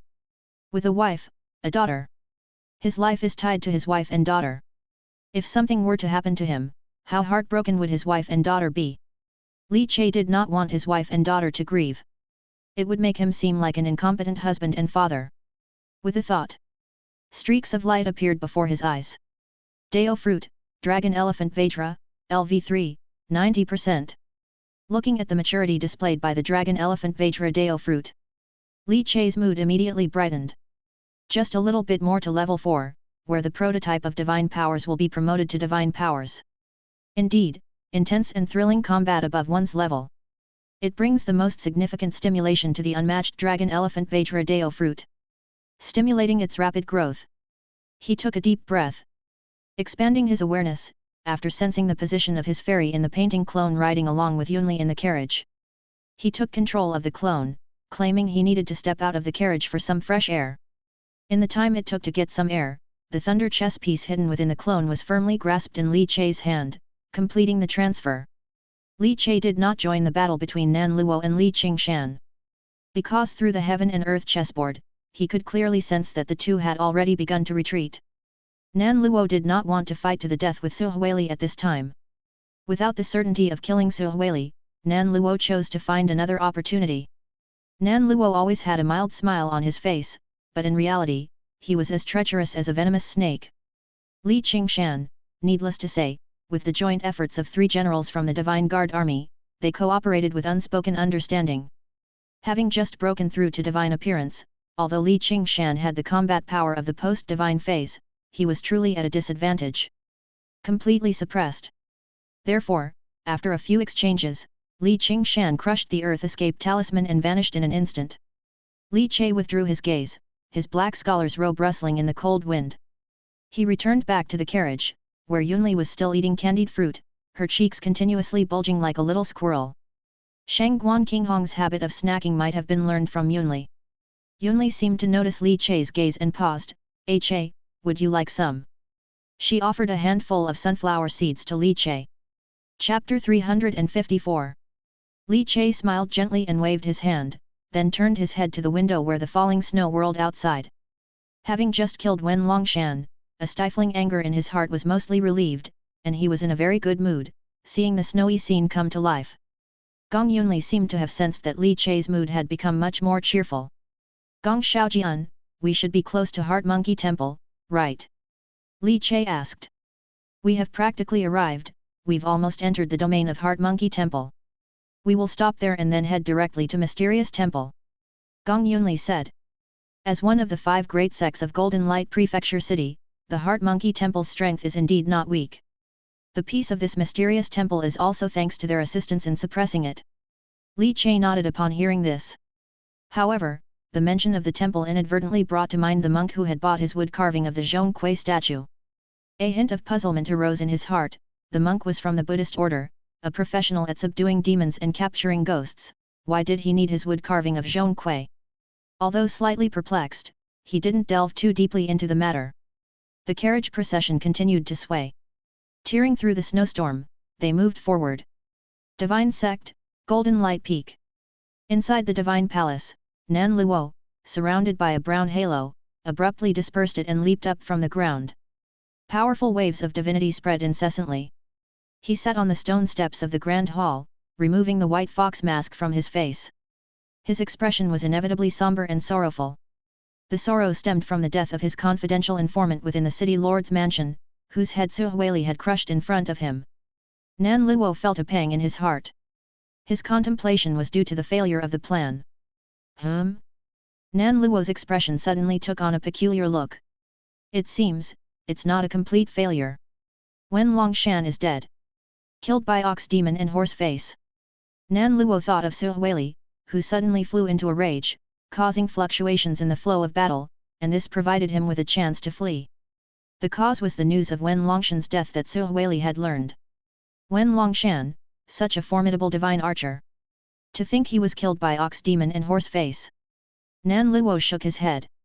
An unexpected blessing indeed. He had thought that this time the plan was surely a failure. Yet the outcome turned out to be so delightful. Ox Demon and Horse Face, how did they manage it? Nan Luo was shaken. Wen Longshan was no mere weakling, a 7 elements divine archer. Within 100 feet, he was almost invincible. Even though Horseface mastered long-range mechanism sniping arts, within 100 feet, he certainly couldn't match Wen Longshan. As for Ox Demon might not have been able to stop Wen Longshan, who although a divine archer, was also not weak in martial cultivation. He had even mastered the ultimate skill Red Flame Flowing Fire divine archery technique to the pinnacle of the master realm, developing true intent and true form, forging his internal organs to be tough and resilient. He was just one step away from mastering the transformation realm domain. Once a divine archer's true intent domain manifested, the killing power was extremely terrifying. On the battlefield, that was almost a life reaper. Nan Luo sat on the long stairway, in the empty grand hall, his light laughter suddenly echoed. Su Huili, must be close to dying of rage. The smile at the corner of Nan Luo's mouth was hard to suppress. The angrier Su Huili got, the better Nan Luo's mood became. After laughing for a while, Nan Luo no longer dwelt on how Ox Demon and Horse Face managed to kill Wen Longshan. Ox Demon and Horse Face from the underworld. Originally, they were called to be assistants, to ensure that when he took Wen Longshan's life, nothing could go wrong. Now it seems, I'll need to pay them more. Nan Luo changed into a refreshing white sect master's robe and walked out of the tightly sealed divine palace. Taoist King Kuyu suddenly startled, looking puzzled at Nan Luo who emerged. Just got back? Is it all done? It seems it wasn't to assassinate Ji Moli's youngest son, so what was it for? King Kuyu shook his head. Whatever Nan Luo had done, it would become known soon enough. After all, something that would mobilize a sect master was no trivial matter. The news would soon spread through Mansion City. Nan Luo, as if basking in a spring breeze, was in a very good mood. King Kuyu glanced over and thought that the plan must be completed, and the target probably killed. Otherwise, Nan Luo would definitely be wearing a smile tinged with displeasure. Nan Luo looked over the chaotic dapping, then saw Zhong Liuxiu, the Dao City's divine child, lying flat on the ground receiving treatment from Elder Zhang Qingzheng. After a moment of shock, with a turning thought, he realized what had happened. Xi, this girl, too impolite. Nan Luo smiled warmly, unable to suppress the smile tugging at his lips. On the dapping. Xi, hands on hips, big belly protruding, stood beside the wood spirit crane, her large eyes flitting over the crowd. Who else? Emperor XIXI surveyed her surroundings like a young cub, domineering beyond compare. In the distance, Hai Chao Sheng's eyes were bright, full of longing. Gong Yangshu and Gong Yuanliang couldn't stop applauding. Ms. XIXI, overwhelming across all ages, unparalleled in the world. Gong Yangshu's little face flushed as he shouted loudly. Complete silence fell over the dapping. XIXI's little face couldn't help but blush slightly. That was enough. That was really enough. Becoming overwhelming across all ages was sufficient, but adding unparalleled in the world made XIXI embarrassingly shy. However, Ms. XIXI? The way little Xiaoxiu put it actually sounded quite nice. Who else? XIXI's chest puffed up even higher. Her gaze swept over all the spirit children of Dao City, lingering a few seconds longer on the dumplings being eaten by Little Fatty. Her gaze moved to Little Fatty's face, and XIXI immediately shifted her attention, unwilling to taint her eyes even for an extra second. Couldn't stand it a bit. Her shifted gaze finally landed on Uni, who was beside Little Fatty. Seeing her, XIXI's eyes suddenly brightened significantly. What a pretty sister! The carriage bounced along through the icy snowscape, shaking and swaying. Gong Yunli, who was leaning on the carriage window, suddenly pointed toward Heart Monkey Temple in the distance, and whispered to Li Che. Che, we've arrived at Heart Monkey Temple. Li Che, hearing this, slowly opened his restful eyes. Turning his head, his gaze shifted toward the window. It fell upon the ancient temple enveloped in the icy snowscape. Ancient temple amidst ice and snow. There was quite a poetic and picturesque sense to it. Li Che was appreciating the view. Suddenly, his brown Yuan palace suddenly blazed with heat. A godly pattern flashed past. That was the divine skill, star-plucking pupil. Return to truth, quell evil, punish wickedness. The next moment, Li Che's eyes narrowed. He saw the peaceful ancient temple amid the wind and snow. In an instant, ominous ghostly chi soared straight to the skies. Chapter 355. Li Che's eyes narrowed slightly. His brow felt increasingly hot, as the star-plucking pupil divine skill involuntarily activated. The star-plucking pupil, breaking down everything, absorbing souls, discerning truth from illusion, quelling evil and punishing the wicked. In Li Che's eyes, no evil could hide or escape detection, everything was visible to the star-plucking pupil. Therefore, Li Che had never doubted the judgment of the star-plucking pupil. In his view, the serene Heart Monkey Temple amidst the snowstorm became ghastly and ghostly in an instant. This was definitely not a problem with his eyesight. It must be that there was something wrong with the Heart Monkey Temple. Dense with ghost's breath, and filled with the aura of death, is this Heart Monkey Temple actually a ghost temple? Li Che furrowed his brows. Or could it be that ghosts were hidden within the Heart Monkey Temple? Beyond that, could it be related to the corpse god cult? Li Che's heart stirred. He couldn't help but think of this possibility, and verifying it wouldn't be difficult. The chess Saint Taoist fruit in his chest throbbed, and the next moment, his mind sank into the heaven and earth chessboard. The chessboard cast a vast net that enveloped heaven and earth in an instant, shrouding the ghostly Heart Monkey Temple within it. After that, Li Che's spirit floated within the heaven and earth chessboard, and he flicked his fingers lightly upon the seven elements corpse curse mark, which was already mostly refined. An immaculate heart Taoist fruit collided with it violently and exploded abruptly. Then came a second one. It was like an ancient bell being struck with force.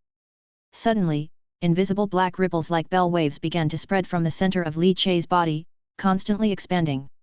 Like a black tide, they spread toward the Heart Monkey Temple and then, under Li Che's odd gaze. Under the coercion of heaven and earth, one after another, dense corpse curse marks burst forth from the Heart Monkey Temple. Even Li Che couldn't help being taken aback. Li Che suddenly understood where all those high-ranking members of the corpse god cult who had evacuated Mansion City had hidden. So it turned out, they were all hiding within this temple? Of course. The Heart Monkey Temple might just be one of the corpse god cult's stronghold outside Mansion City. But isn't that fortuitous? Li Che laughed. He was not only unafraid, but he became even more excited. His heart could hardly resist rubbing its hands together in anticipation. One could say, no need for extensive searching, the prize is found by chance. Li Che slowly dispersed the heaven and earth chessboard, withdrew his mind, and the burning star-plucking pupil once again returned to stillness. Gong Shaojian, this heart monkey temple, isn't it said to be an offshoot of the once glorious Equal Heaven Temple? Li Che asked, turning the topic to the heart monkey temple. Upon hearing this, Gong Yunli scoffed disdainfully, the heart monkey temple is simply trying to gold-plate its own face. During its prime, Equal Heaven Temple was a gargantuan entity that spanned the 6 paths and 12 provinces, and it wasn't exaggerated to call it the #1 sect in the world. Although it has declined and split due to the uprising at the mysterious temple, coupled with human interference, resulting in its division into 3 major sects. In reality, the 3 major sect temples only share a superficial origin with Equal Heaven Temple. Equal Heaven Temple was very strong, but the 3 sects, too weak. From this comparison alone, it's clear, the loss of the sect's lineage is too severe, Gong Yunli said. Sects and the imperial court are different, sects place great importance on their lineage, a lineage that lasts for 1,000 years is not just talk. Li Che nodded. Equal Heaven Temple was an enormous entity that encompassed the 6 paths and 12 provinces, but what was the Heart Monkey Temple? It was nothing more than a minor faction under the jurisdiction of Lingnan Circuit in Golden Light Prefecture. The weak have their own sorrow.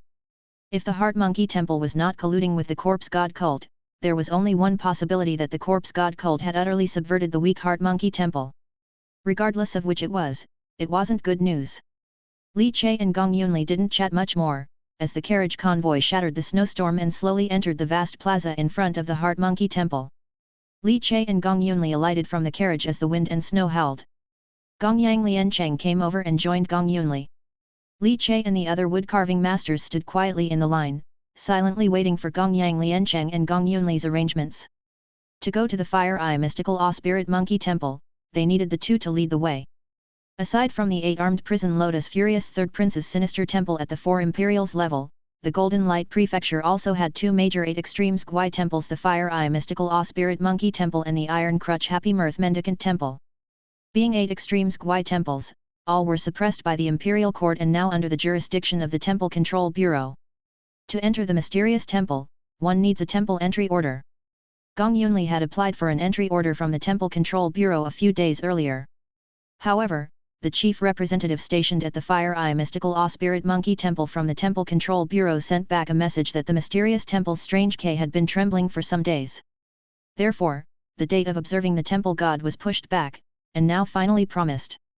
Gong Yang Lianken's expression was solemn as he checked the list, then nodded. Everyone is here, let's get ready. We are about to go to the mysterious temple to observe the temple god. For all of you, this is a rare opportunity. Make sure to seize it well. Gong Yang Liancheng didn't cower like when he faced Vice Supervisor Lin Qiu, instead, he wielded considerable official authority. From a distance, 2 old monks slowly emerged from within the Heart Monkey Temple. With kind expressions, white eyebrows, and white beards, they were clearly elderly monks. Master Sun Li, Grand Master Xian Yuan. Gong Yang Liancheng clasped his fists in salute and greeted the 2 monks with a warm smile. Master Sun Li is the abbot of Heart Monkey Temple. Heart Monkey Temple has been meritorious in assisting the Temple Control Bureau in overseeing the mysterious temple. Among these, Master Sun Li's help is indispensable. Chapter 356. Gong Yang Liancheng introduced Li Che and other third-class guest officials. Many guest officials immediately responded with a bow and held a salute. The old monk pressed his palms together and smiled benevolently. Everyone here is a master of the wood-carving path. If by observing the temple god you manage to gain something, it would not be in vain the efforts of the Heart Monkey Temple and the Demon Suppression Bureau in suppressing the mysterious temple. Li Che blended among the many guest officials, also holding a salute. However, a thought crossed Li Che's mind, and he activated the 7 Elements Corpse Curse Mother and Child Seal to probe whether the 2 masters from the Heart Monkey Temple were related to the Corpse God cult. What? As soon as Li Che activated it, the 7 Elements Corpse Curse Mother and Child Seal supremely tremored within the heaven and earth chessboard. Li Che raised an eyebrow and immediately brought over an amber gold Heavenly King Divine chess piece. He firmly suppressed the Mother and Child Seal. Through the heaven and earth chessboard, Li Che then saw Master Sun Li and Grand Master Xian Yuan from the Heart Monkey Temple. Their bodies exuding a dense death chi and corpse chi, so potent it nearly seemed to morph into evil spirits breaking out of hell. My goodness! Li Che was startled and inwardly exclaimed, what a find! Are these fellow corpse god cult evil people disguised as monks? Li Che's mind was subtly alert, yet his expression remained unreadable, having mastered over the years the skill to keep his face as still as an ancient well. Ordinary people cannot detect the corpse curse mark, which is why the evil ones from the corpse god cult could freely corrupt many high ranks within the Golden Light Prefecture. Because, even if marked, it would remain unknown, allowing them to conceal their malevolence. So, even if marked, what of it? However, ever since the Bull Demon appeared in Golden Light Prefecture City, everything changed. The Bull Demon could actually discover those marked by the corpse god cult, a severe blow to these evildoers. The two masters naturally did not know that Li Che had already discovered their true identities under their kind appearances. Li Che didn't expose them. To expose them now would be unwise. He had control over the Thunder chess piece, which kept him safe, allowing him to leave whenever he wished. But the others wouldn't be so lucky. Even Gongyang Liancheng and Gong Yunli, the two illusory phase cultivators, would likely be detained. Thus, Li Che decided not to expose them but to leave behind a Thunder chess piece, setting a coordinate point, planning to later contact Li Qingshan and find a chance to wipe out this stronghold of the corpse god cult. Towards the corpse god cult, Li Che always felt a deep, agonizing hatred. He adhered to the principle of better to err in killing than to miss an enemy. Now that he had discovered a stronghold of the corpse god cult, how could Li Che let them go easily? Perhaps, right now within the corpse god cult, they were planning how to abduct XIXI. Just the thought of it made Li Che feel that the corpse god cult deserved to be put to the sword 1,000 times. Masters Sun Li and Xian Yuan, with gentle smiles, watched Gongyang Liancheng and Gong Yunli leading the group of wood-carving masters towards the depths of the temple behind the Heart Monkey Temple. The two monks exchanged glances, their smiles vanishing from their eyes instantly. Master Sun Li straightened up suddenly, his eyes devoid of any aged weariness, sharp as ever. Just now, my 1,000-li divine communication mirror seemed to have reacted. Suanjiu seems to be nearby. Grandmaster Xian Yuan, with a bright bald head, rubbed his head in surprise and said, Suanjiu, is he not dead? How could he be dead? He was only injured by the old man from the Kintian Observatory, not so easy to die, after all, he is a half-step cursed silver corpse. Suanjiu is indeed a half-step cursed silver corpse who had cultivated a trace of silver gang. Suan Li felt sure that Suanjiu couldn't have died so easily. So, you suspect that Suanjiu hid his identity, blending in with the group of third-class guest officials from the Kintian Observatory. Grandmaster Xian Yuan furrowed his brow. Master Suan Li nodded, peering towards the gradually blurring figures vanishing into the snowy mountain path. His eyes sparked with sharpness. This Suanjiu, he better not mess up our plans. Grandmaster Suan Yuan's brows relaxed at once. Perhaps Suanjiu plans to use the temple guardian cursed corpses inside the strange temple to restore his silver gang strength. Send him a message asking him not to interfere with our plans. Master Suan Li nodded, feeling it made sense. The sharp winds and heavy snow continued whipping through the mountain path for a moment. Everyone was a cultivator, having the strength of a wood-carving master does not leave one weakened by environmental factors, thus not slowing their journey. In roughly the time it takes for half an incense stick to burn, Li Che and his companions reached the front of the mysterious temple. Fire Eye Mystical Awe Spirit Ape Strange Temple. Located on the mountainside, yet it enveloped the entire slopes. Here, Li Che even saw several old village sites. Clearly, this strange temple originally sprouted from the village, and now that the village had perished, the strange temple had expanded to its utmost. Thick grey fog tumbled, blended with the snowstorm, making it seem like a temple located in a smoke-filled, alternate dimension. Temple Control Bureau's divine envoys had set up barriers around it, preventing cultivators without a temple entry order from entering. Compared to the security of the 4 royal mysterious temples, this was considerably weaker. 8 Extremes Gui Temple had already cultivated a strange K. Li Che curiously observed the strange K, recalling how the city lord Cao Guang of Flying Thunder City had planned to stage a 1,000 infants banquet to promote the strange temple to a higher rank and produce a strange K. Unfortunately, Li Che had disrupted that plan. Because there was a temple entry order, and it wasn't the first time the Kintian Observatory brought wood-carving masters here to observe the temple god. Thus, the chief officer of the Temple Control Bureau, after a simple check, allowed them to pass. An incense burner appeared in the chief officer's hand, and after lighting 3 incense sticks, carried the burner forward. Chapter 357. The thick fog of strange K unexpectedly split open like curtains, revealing a spacious path leading straight to the towering temple. The temple's architectural beams and mural paintings, its soaring eaves and angled corners covered by the thick, white snow appeared somewhat dilapidated, with the walls engraved with various poses of monkey images. Just like the first time he had seen the mysterious temple. A tremendous suction force suddenly burst forth from inside the temple, but Li Che was no longer the naive youngster who had first encountered the mysterious temple. Not to mention that he had now achieved the physique of a furnace grandmaster. Let alone the powerful divine sense that he had condensed through forging Seven Wheels' divine base, which was sufficient to easily break free from the enticing lure of the mysterious temple. Strange K is considered the most dangerous part of the mysterious temple, generally believed to be its self-protection mechanism. Once Strange K is breached, the mysterious fog clears, and the divine temple is revealed.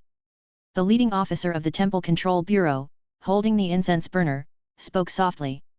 Strange K is very dangerous. If one has not conquered the mysterious temple and gets swept up by Strange K, they will be pulled into the temple god's illusion, easily becoming lost in it and possibly encountering attacks by the temple guardian cursed corpses. The temple guardian cursed corpses of the 8 extremes mysterious temple can reach the level comparable to the cursed copper corpses of the corpse god cult. The corpse curse technique of the corpse god cult seems to originate from the temple guardian cursed corpses of the mysterious temple. After a brief introduction, the group walked a path shrouded in mysterious fog about a kilometer in length to the front of the temple. Everyone, this is where I leave you, step into the mysterious temple on your own. Observing the temple god, mind the balance. If your divine sense can't take it, your divinity can't hold up, wisely pull yourself out. Otherwise, if the temple god takes over your consciousness, becoming a temple guardian cursed corpse, you will deeply regret it. The chief officer of the Temple Control Bureau then placed the incense burner, burning with 3 sticks of incense, at the entrance of the mysterious temple. Everyone, please enter.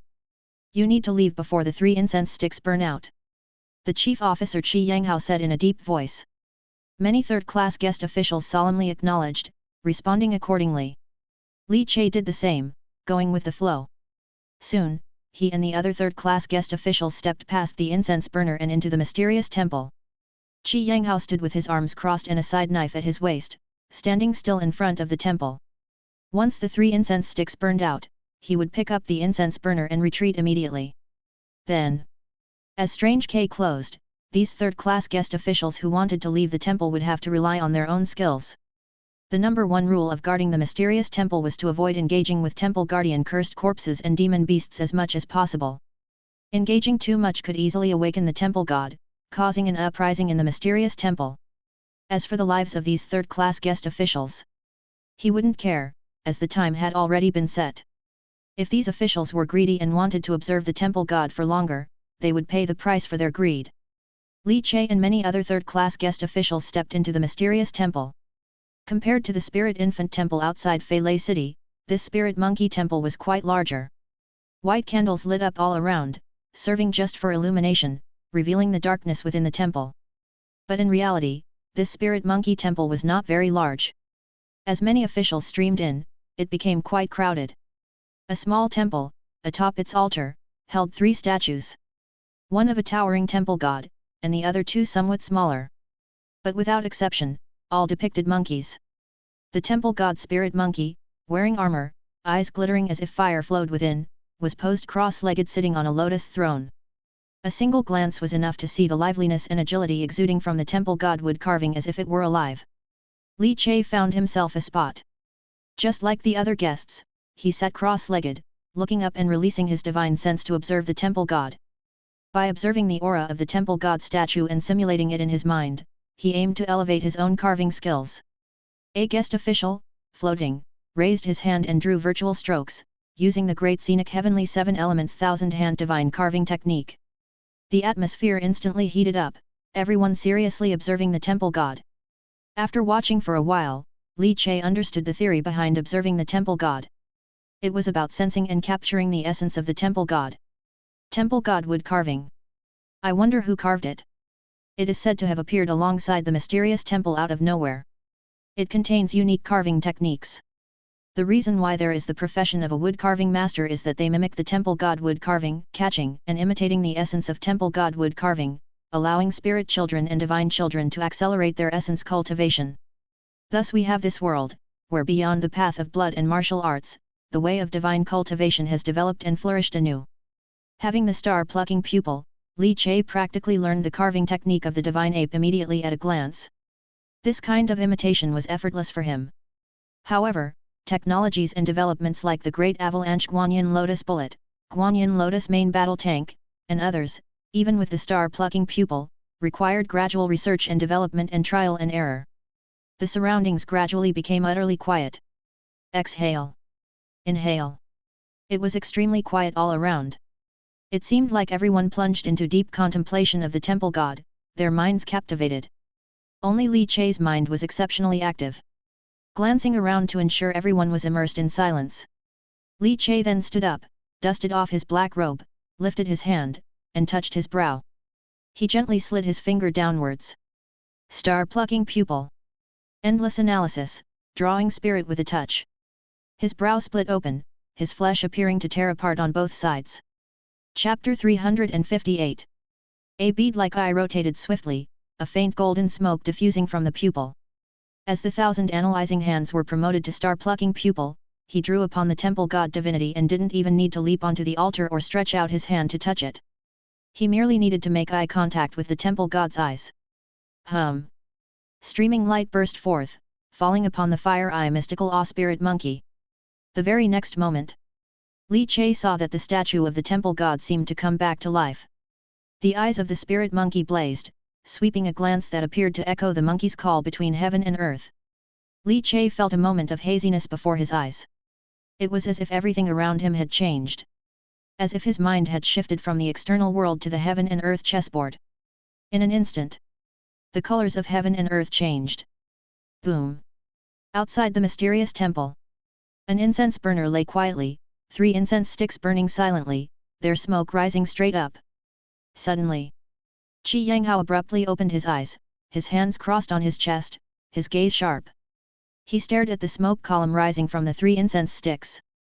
He noticed that the rising smoke column first swayed to the left and then twisted towards the right. As if it was torn apart by air currents blowing from both sides. Qi Yanghao's hairs stood on end, he turned his head to both sides, only to see the separated fog of strange K gradually closing. Qi Yanghao could even see the temple guardian cursed corpses faintly visible within strange K, and all sorts of bewildering illusions. This isn't right. Why is strange K closing ahead of schedule? Isn't it supposed to wait until the 3 incense sticks burn out? Qi Yanghao was startled. His heart trembled with shock. A sudden outbreak at the mysterious temple. An outbreak without any warning. It was known that the procedure for the Kintian Observatory's guest elders entering the temple had always been this way. This is bad. Qi Yanghao hurriedly rushed to the incense burner. He started screaming at the many guest elders who were still contemplating the temple god inside the mysterious temple. Wake up! Retreat! However, those guest elders seemed to be completely immersed in some bizarre illusion. His shouting was to no avail. Damn, what on earth is happening? Chief Qi Yanghao looked distressed. But he could not care any more. He even didn't have time to grab the incense burner and directly burst into a run, his blood surging as he sprinted toward the closing curtains of strange K outside. Whoosh! In the final moment, as the 2 sides of strange K crashed together like massive waves, Chief Qi Yanghao finally dashed out. In the distance, Gong Yang Liancheng and Gong Yunli's faces immediately changed, rushing over. What's happened? Gong Yang Liancheng asked urgently. After landing, Qi Yanghao stood up, brushed the dust off his official robe, and placed one hand on his side knife. His eyes were frosty cold. What else could it be? The mysterious temple erupted. Shouts, flames, and explosions. Li Che opened his eyes, only to see a scene of devastation, a palace crumbling apart, countless stones flying and collapsing. On the ground, densely packed, were all the bodies of monkeys. Scattered across the ground, the thick stench of blood filled the space between heaven and earth. Li Che, uncontrollably looking up, saw the sky above. A bright red cape billowed, a figure with 2 long feathers flapping atop the head, clad in the golden Xianling armor, wielding a golden divine staff, its might overwhelming, as if the flow of clouds in heaven and earth was overturning for it. Opposite the figure, dense dark clouds churned, atop which countless figures stood imposingly, their spirit shaking the heavens, oppressive and stifling. Too far away. Unable to hear the conversation between the 2 sides. All he could hear was a desolate laughter that suddenly shook heaven and earth. A heart full of desolation, endless sorrow. Li Che just raised his head for a glance. He wanted to look again. But he simply couldn't. No, it wasn't that he couldn't. It was because the perspective he occupied at this moment was turning around, fleeing rapidly like a bolt of lightning. As if adhering to the will of that divine monkey holding the golden staff, opposite the endless bizarre strength. Survive. A great sadness spread, his eyes blurred, breaking the scene. Countless streaks of fire ignited, turning into dripping flames like tears. Like a tearful spirit monkey, dynamically leaping and dashing through the mountains and fields. Equaling heaven. Equaling heaven. By his ear. An endless frenzy of spirit monkeys, excited, roaring, exploded by Li Che's ear in an instant. Boom. The endless perspective shattered completely. Li Che felt a sharp pain. The possessing spirit monkey, its perspective spinning wildly, finally, crashed hard to the ground. He had already escaped to the foot of the mountain. He strenuously, staggeringly crawled toward a standing. A stone steel covered with burn marks and cracks. Struggling, he raised his hand, his blood-soaked palm heavily slapped onto the steel. Slowly, rubbing and pulling out a blood stain. As if inscribing on the soul of the spirit monkey its deepest belonging. Just because, the steel bore 3 characters. Huguo Mountain. Drip, drip. Flame like teardrops trickled from his fiery eyes. But henceforth. No more Huguo Mountain. No more equaling heaven. The scene fragmented. The brown Yuan star-plucking pupil in Li Che's forehead radiated endless fervor. His eyes, opening and closing, slowly opened. Unknowingly, his cheeks had been moistened by tears. Li Che was still in shock. Touched his wet cheeks. Felt as if he had not recovered from the scene he had just witnessed. What was that? The obsession of the temple god? But he hadn't intended to view the obsessions of the temple god. He only intended to absorb the divinity chess piece of the temple god. Why? Why could he see the lingering obsession of the temple god? Was it because of the divine skill star plucking? Li Che did not know, couldn't figure it out, and didn't think about it. Suddenly. Within his chest, the chess saint's Dao fruit throbbed. His mind abruptly immersed into the heaven and earth chessboard. Only to see.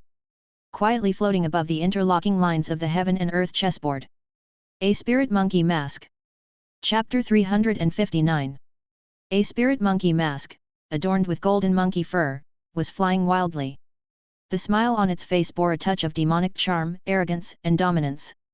The surge of emotion that came forth made one's mind dizzy. Li Che stared blankly at the mask suspended in the heaven and earth chessboard. In his mind, visions akin to illusions emerged involuntarily. Huguo Mountain, a divine monkey facing the black clouds above, alone against thousands of heavenly demons and monsters. All these images were like overlapping and interwoven myths from 2 realms' memories. What exactly is real? What exactly is fake? Li Che found it somewhat difficult to distinguish. The scenes he had just witnessed were considered mythical in this world. But that inexplicable familiarity and overlay tightened his heart as if gripped by an invisible hand. What exactly had the temple gods of this world encountered? Li Che took a deep breath and then exhaled it. He calmed himself down. These were not matters he could interfere with right now. His mind returned to the heaven and earth chessboard. With a thought, as if manipulating chess pieces on the chessboard, he wanted to control the spirit monkey mask. Presently in the heaven and earth chessboard of chess Saint Dao fruit, 2 strange objects not classified as chess pieces had appeared. One was the 7 elemental corpse curse mother and child seal, and the other was the spirit monkey mask. Masks. Li Che was all too familiar with them. Not a temple god chess piece, but it turned into a temple god mask. Li Che slightly moved in thought. Divine sense attraction. In an instant, he felt an extremely terrifying suction force, wanting to drain his divine sense completely dry. He, who possessed the pure heart divine foundation and 8 other great divine foundations, thus generating a divine sense 8 times stronger than ordinary divine base cultivators, felt for a moment that he might be drained dry. Now, Li Che, in terms of strength of divine sense, was not weaker than any divine minister. After all, his divine foundations were numerous, resulting in a qualitative change through quantitative accumulation. Interesting. Li Che opened his eyes. He raised his hand and touched his face. only to discover that a fuzzy mask was slowly spreading and covering his face. It was precisely that spirit monkey mask, which originally should have existed in the heaven and earth chessboard, that now appeared on his face. A surge of madness, violence, refusal to concede, and anger. All such emotions, like waves, surged, impacting his mind, bursting out through the heavenly spirit cover. Equaling heaven. A roar suddenly exploded next to Li Chei's ear. The sound was too loud, akin to a millennium-old ancient bell hanging next to Li Chei's ear, heavily striking down and creating ripples like waves. Continuously echoing, continuously impacting. Li Chei abruptly cut off his divine sense from the mask. Moreover, he forcibly suppressed the emerging spirit monkey mask back onto his face. As if the sprouting fur was being pushed back into the pores. Unconsciously, Li Chei found himself already drenched in sweat. Mythical weapon, equal to heaven's face. Craftsmanship. Description: fragmented mythical weapon, wool of equal to heaven, indomitable spirit. In front of him, light was flickering. Star-plucking pupil provided a brief introduction to this mask. The introduction was simple, not even offering the rank or quality level of the mask, leaving Li Chei completely perplexed. But just by seeing the name, Li Chei knew this mask was nothing ordinary. Equal to heaven's face. Li Chei's eyes sparkled brilliantly, his emotions swirling uncontrollably. However, having experienced many things, Li Chei's heart had long become strong, allowing him to calm himself down afterward. He frowned slightly. Because, this equal to heaven's face, now, he could not control it, nor could he unleash all its power. Just now, his divine sense was almost drained dry, barely stimulating the mask. But in that astonishing moment, the terrifying wool transmitted from the mask nearly put Li Chei's consciousness to sleep.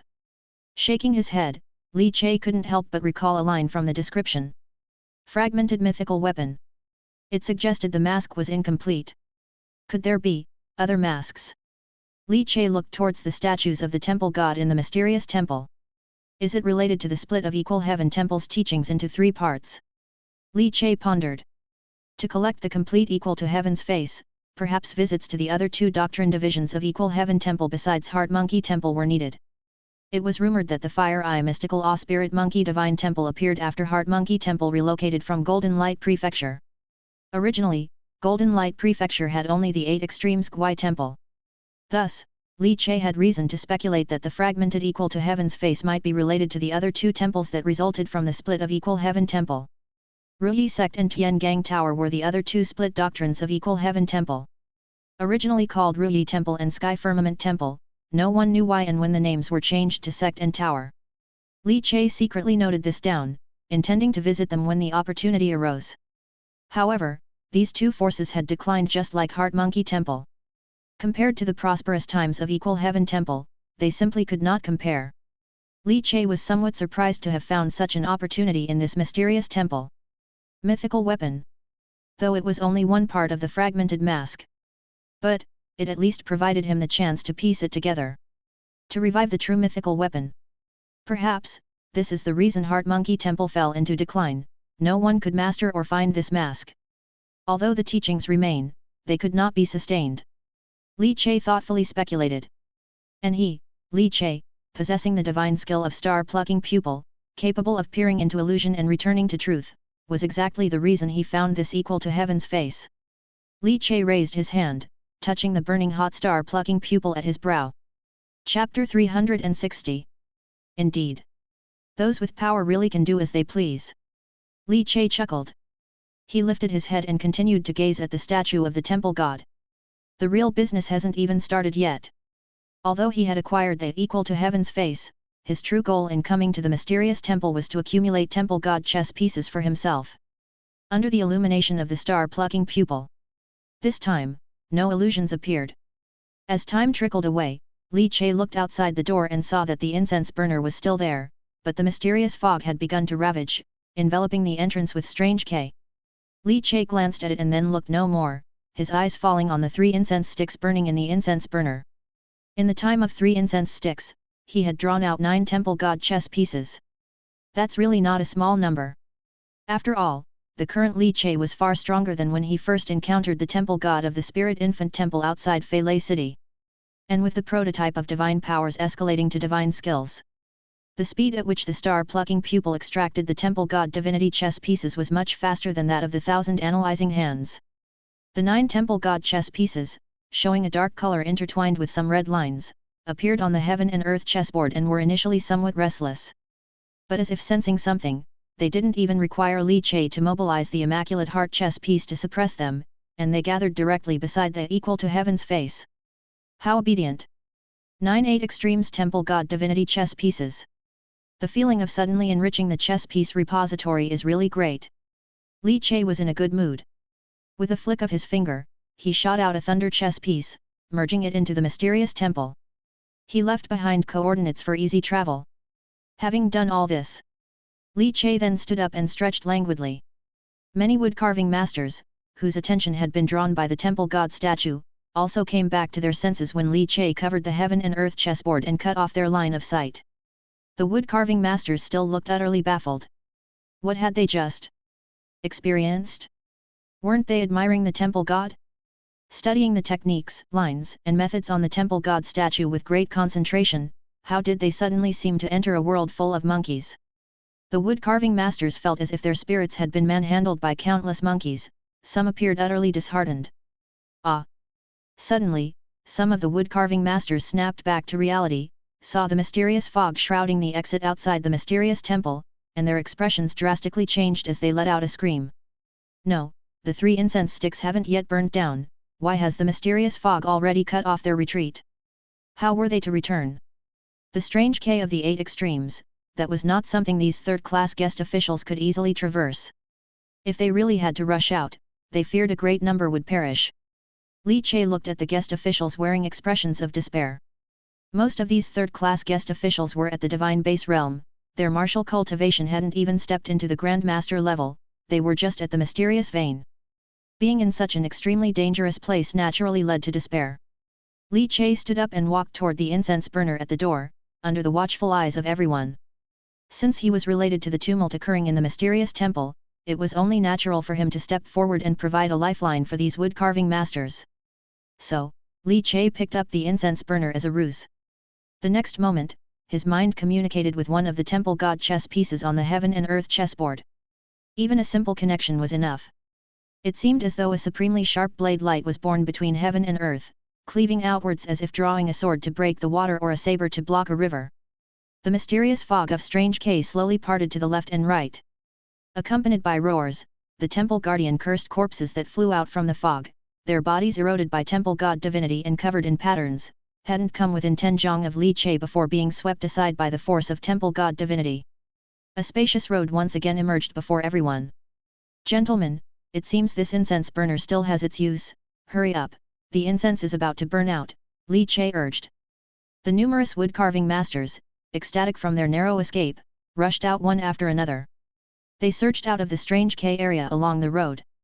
Outside the strange K, Gong Yunli's face was extremely unsightly. Qi Yang Hao, you need to give us an explanation. Weren't you the one who took the incense for invoking gods inside, then why did you come out yourself, and the incense was not brought out? Knowing that the strange K would be tempestuous, why didn't you bring out those guest officials from the Kintian Observatory?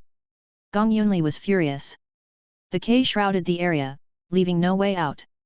Those guest officials, apart from fighting their way out, they would only be torn apart by the curse corpses and demon beasts spawned by the mysterious temple and turned into temple guardian cursed corpses. And the strength of those guest officials, how could they fight their way out? Gong Yunli, furious, had turned somewhat pale. Li Che was still inside. How was she to explain this to the chief supervisor upon her return? This visit to the observatory temple god was mainly for the sake of Li Che, and now this incident had occurred. Gong Yanglianken's expression was also unpleasant, but he did not speak out to question. He knew that asking questions at this time would be futile. Moreover, the upheaval at the mysterious temple was definitely sudden. Otherwise, there was no need for Qi Yanghao to stage such a thing when the relationship between the Temple Control Bureau and the Kintian Observatory was quite good. Qi Yanghao had already summoned a team of divine envoys from the Temple Control Bureau, himself checking his weapons and equipment, ready to enter the strange K and bring people back. But how many could be brought back was uncertain. He offered no explanation, because it was unnecessary. Having held the incense for invoking gods to enter the strange K, The hour for the incense had not yet arrived, yet the K shrouded and cut off the route of return, and he had failed to warn those guest officials to return. He certainly had blame to bear. And that blame was inescapable. Suddenly, Qi Yanghao's gaze sharpened, and the divine envoy team from the Temple Control Bureau, who had been ready to enter the strange K, also halted their movements.